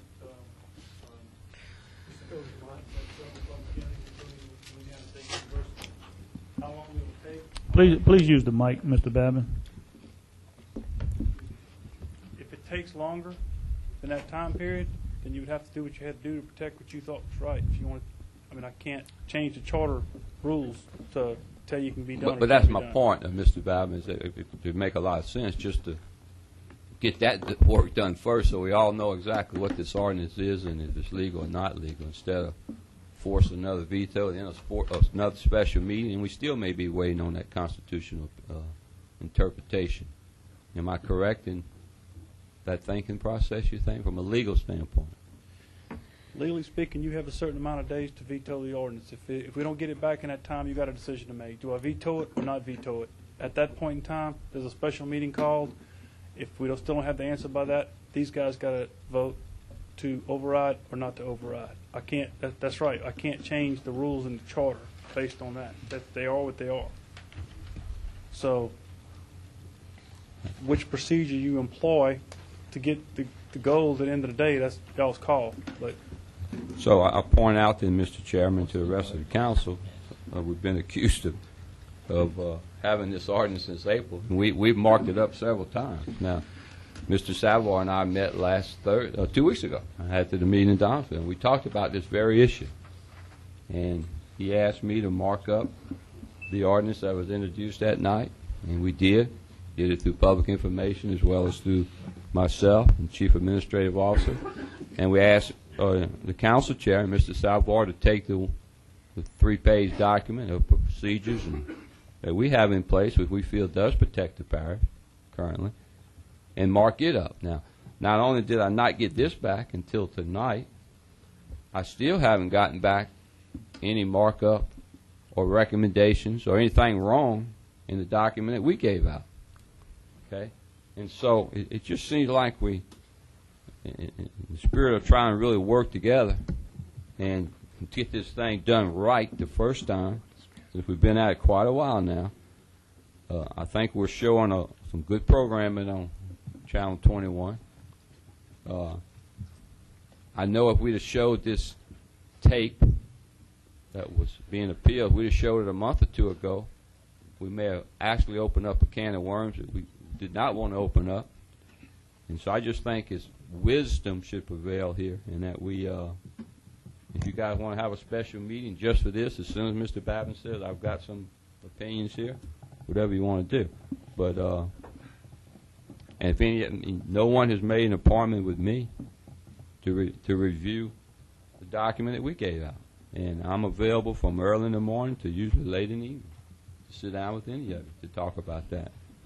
And so, and Mr. Savoy works too, so he's got a schedule. He can't just give everything to you immediately. It takes some time for you to get it.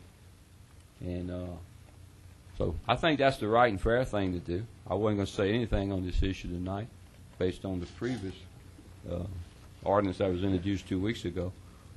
And on an issue like this, it has been pretty contentious and one we've been pretty far apart on, to bring in amendments at the last minute without going through your own TV subcommittee or through the administration, bringing it into the council meeting, which you've accused the administration of doing at times in a pretty harsh manner, and now trying to pass something through tonight, not knowing if it is going to be constitutional, I can understand passing something pending legal when it's not something we've been debating for 2 years.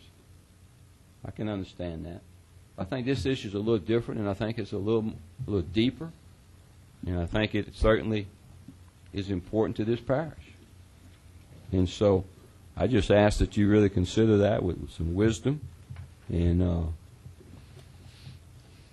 I don't think a week or 2 weeks or a month for that matter is going to put the parish in any more liability than we've been for 2.5 years on this issue. So thank you, Mr. Chairman. Mr. Byron. Yeah, thank you, Mr. Chairman. Mr. President, with all due respect, y'all, the administration's document didn't follow, in my opinion, the charter, whereas the governing authority has the authority to impose the guidelines for the access channel. And secondly, you talked about protection of the First Amendment through protecting the parish with First Amendment rights. This council has addressed that by not passing it until the legal opinion comes down. As far as your veto, if you don't like the ordinance, then you do have the authority by charter to veto. But as far as the council putting the parish in jeopardy by not addressing the First Amendment situation, we've already done that. It will not go in effect till legal gives its blessing. So I think we're okay there. Anyone else? Yes, Mr. Chairman. President. If you would, when we have, I'd appreciate it, Jared, if you would get with me and showing me in the charter where it says that the governing authority sets TV guidelines. I appreciate that very much. I cannot find that in the charter, nor do I find it under the police powers of the governing authority. Both are contained in the state constitution. So I'll be happy to do that, not in this meeting. We've been debating this long enough tonight, but I would certainly like to see that. I invite you to point it out to me in the charter, please. Thank you. Mr. Shakespeare. Well, and I guess I was trying to be quiet on this, but I can't. The very thing that, Mr. President, all due respect, you just said is what the problem is. Administration, and has said repeatedly that they do not believe that the council, this council duly elected by the people of Ascension Parish, has the authority to put out guidelines for the public access channel, which they are duly held responsible for. It is the council's station.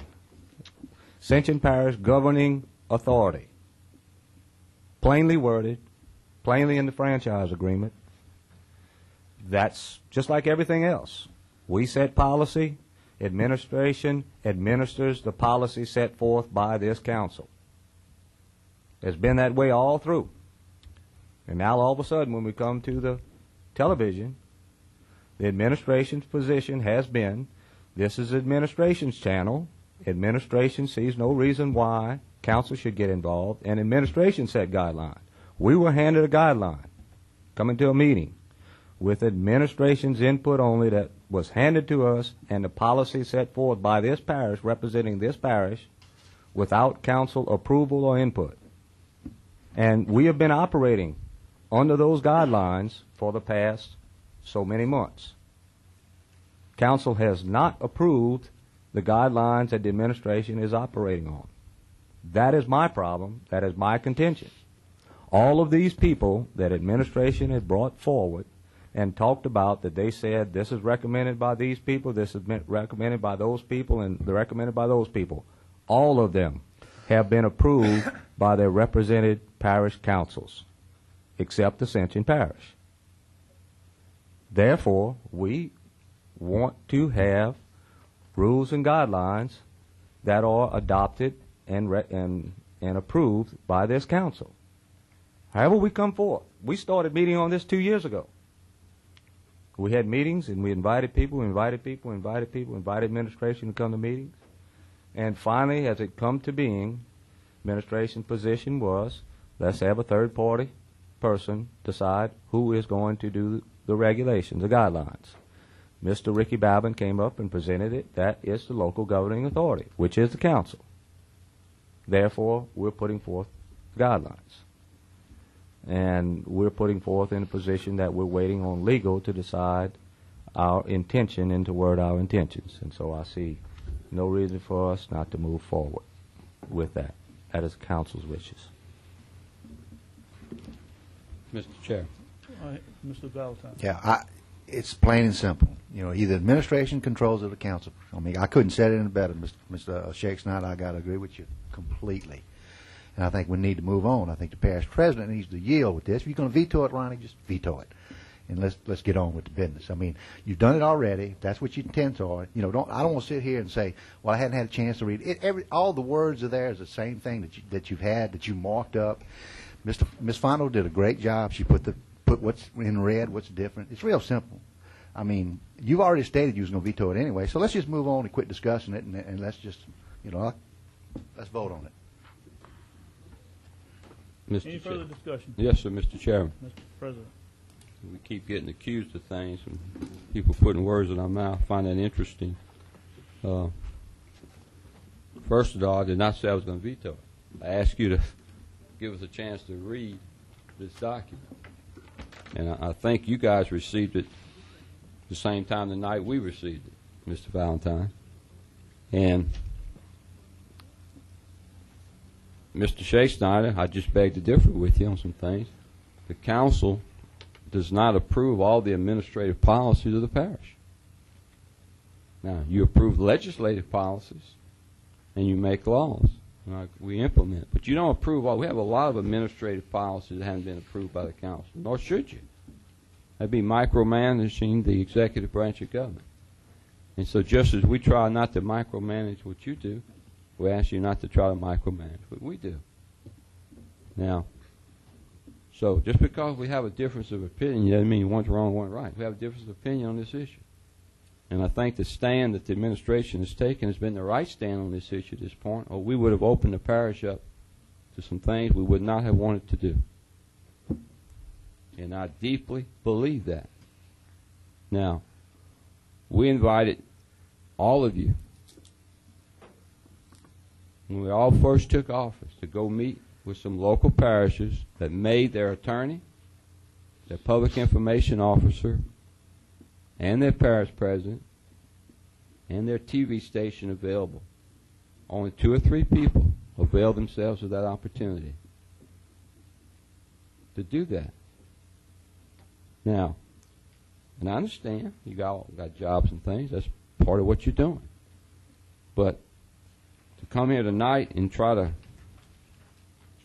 pass something when nobody at this table has read it other than the author of it. And we did, the administration did just what the council leadership asked us to do. We marked it up. The legislative branch did not do what we asked you to do and mark up the document that we gave out based on speaking to at least 7 other parishes and what their policies were. And if you want the names of some of those parish presidents and public information officers who administer the TV programs in their parish, I'd be happy to give it to you. Of course, not all done by the governing authority.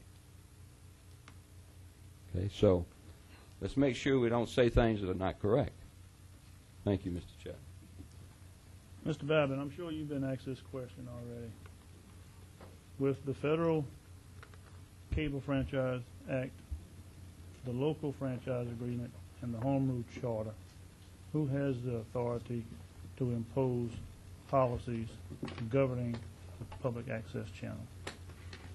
We delivered to you last week a many-page opinion discussing who has that authority. Under the Cable Franchise Act and the Ascension Parish Charter, the Ascension Parish government has that authority, which means council action. The problem we have is the president has vetoed the previous adoption of those policies, so there is no current policies in effect by this parish. Our opinion was that the parish president has certain rights to regulate certain aspects, namely, pull your mic down. Like employees. So the parish president, in our opinion, has adopted a set of policies regulating something he can regulate, his employees. This is what you will do. This is what you won't do. But in our opinion, there has not been a set of policies adopted by this government. Our charter doesn't designate specific powers to that level. All it says is what you have the authority to do as a unit. So I think that our charter contemplates that is a function of this government as a whole. That has not been done. So what you will end up doing is, if you can't agree, if the council and the parish president can't reach a resolution, we will continue not to have a set of policies. Okay. Thank Until you. this dispute ratchets up to another level, like funding or other. All right. Thank you, Mr. Babin. As far as elected officials, there's issues that come and go. As a part-time elected official, you cannot be on top of every issue, so you pick and choose. This was one that I did not choose, although it's very important. I did not choose to be one of my issues to pursue, although if someone needed to do it. Now, we've been in blood baths, mud baths, and everything else over this right here. So I decided, okay, I'm going to try to get involved. I met with the parish president, asked for a markup, got a markup. His major concerns were that we did not want to have a public channel. Everybody that I spoke to agreed that we need to protect the parish as far as what programming will be put on. Speaking with Mr. Babin too, and trying to get some guidance from him as far as what avenues needed to be taken to protect the parish from not becoming a public channel. All right. So that's been done by the first sentence of this ordinance. Channel 21 will be a government access channel, period. It is not a public or education. It is a government. So that takes care of the concerns about not being able to control what's on the channel. Another serious concern or problem that the parish president had was the committee in the original form, where the committee has been deleted. There's no committee. Okay? Now, if you look at all the write-ups here, the most of it is changing to Office of Technology, where you want to go toward the Office of Technology to handle the decisions on the technical end of it. Now, so far as this community programming, any citizen or group sponsored by Ascension Parish Council, Ricky, that's where undoubtedly that's where everybody is concerned, because what does that mean the way you appreciate that sentence as far as any citizen or group sponsored by Ascension Parish government? Now, the way I appreciate it in our discussion is that if we're a part of it and we're directing anybody to go and put a program together, then that would be meet legal muster. Or is that a gray area for you to answer tonight? If you have an open access where anyone can Use your mic, please. Sorry, I can't get used to that idea. If you have an open access where anyone can drop it off, it's going to be completely unfettered unless it breaches one of those illegalities that is listed here. If it is a government-sponsored activity, part of the business of the government, which is defined as the pure government access channel, I think on that end of the spectrum, you're fine. Now you're starting to get, as you start getting into the middle, you start confusing the two. It may trigger some constitutional protections as to what can and can't be shown, and that's the issues that I, would like to confer with someone else on. So, from what I appreciated, what Kent was asking, how far can we muddle those two without getting into a constitutional issue of allowing anyone to drop off anything on the channel? And that's going to be the $64,000 question. That's going to be the test. Is how far I believe it's going to have to be related to some governmental function for that to occur. Okay. As I told you by telephone this week, Recreation Department making shows some activities in the community under the guise of recreation. Tourism may show events in the parish under tourism. So there's probably a lot we can do under the auspices of government. Does that answer your question? Yeah, well, that's where it says it's got to be sponsored by us. Is that exactly what you're talking about as far as all the departments and agencies throughout the parish? That's what I'm talking about. All right, thank you. We may have to tweak the citizen Mr. language Chairman, or yes. something like that. That's what's got me concerned. Okay, Mr. Shakespeare. I think we can get around all of this. And That's where we're at right now. That's it. And people can be, all go home kind of in agreement. Basically, the bone of contention is whether something is shown that we don't want shown. Everybody says that. Okay. President Hughes has said that he has obvious heartburn over this statement, and the way it's worded. Mr. Babin has stated that he has some concerns as to the wording, and he wants to make sure the wording is correct. I would contend that why don't we pass the whole thing without that just one sentence, and for the next 2 weeks or 3 weeks until we solve the problem, no one can just drop off anything, and that we do all of our other programming just like we are, and then we add it in as an amendment when Mr. Babin comes up with proper wording that's going to safeguard us to ensure that everybody gets what they want. And I think it would be very easy to add that as an amendment into it with the wording that he has, so that safeguards the parish.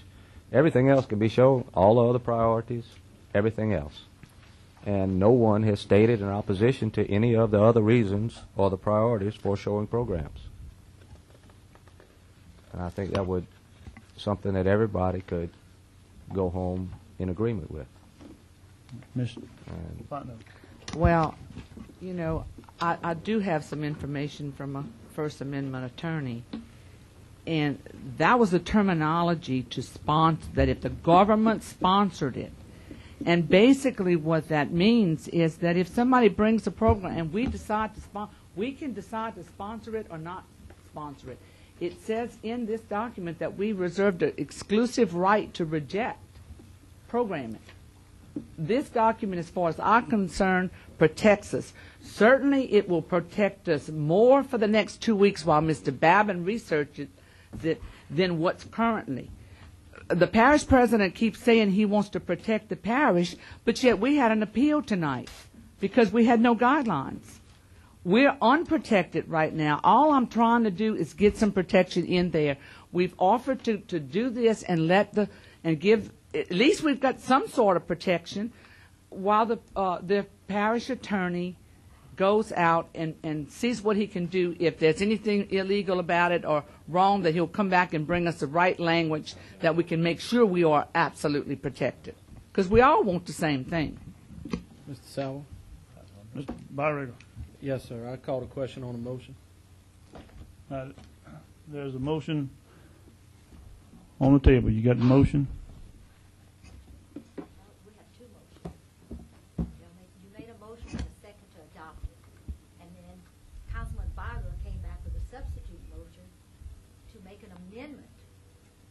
He amended. Retained a special counsel, and then y'all came back and you voted for it. I don't recall voting for it, Ms. Suzanne. It was The first motion was to adopt it. The first motion was to adopt it, and then Councilman Byerbuck made the substitute motion. It was an amendment to my original It was motion. an amendment to the Excuse original me. motion.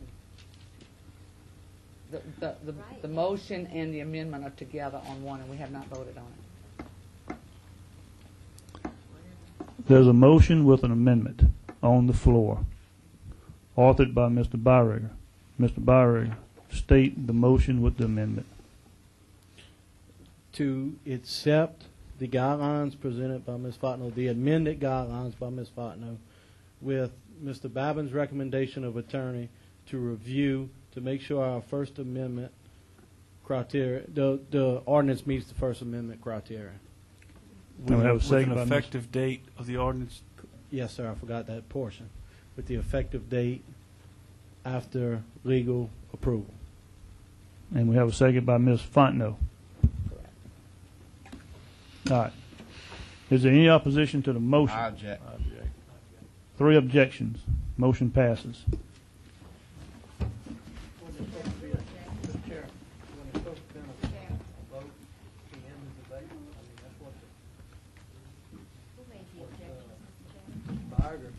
Call for question. I thought there'd be a vote to end the debate.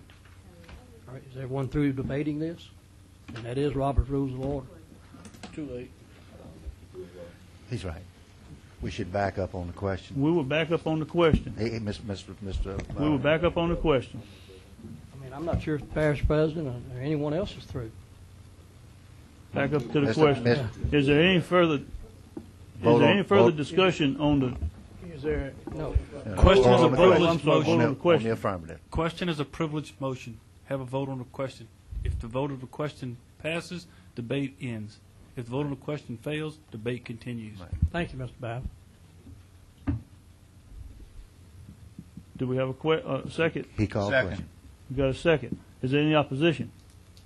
Having none, motion passes. Yeah. Any opposition to the motion? Mr. Bagger's motion you made. Mr. Barrett. Yeah, I object. That's the amended motion, right? That's what 3 we're back objections. to. 3 objections. Mr. Thompson, Mr. Dempsey Lambert, and Mr. Hillingsbeck. Motion passes. Move to adjourn. Motion by Mr. Valentine, second by Mr. Byrick, adjourn. Any opposition? Motion passes.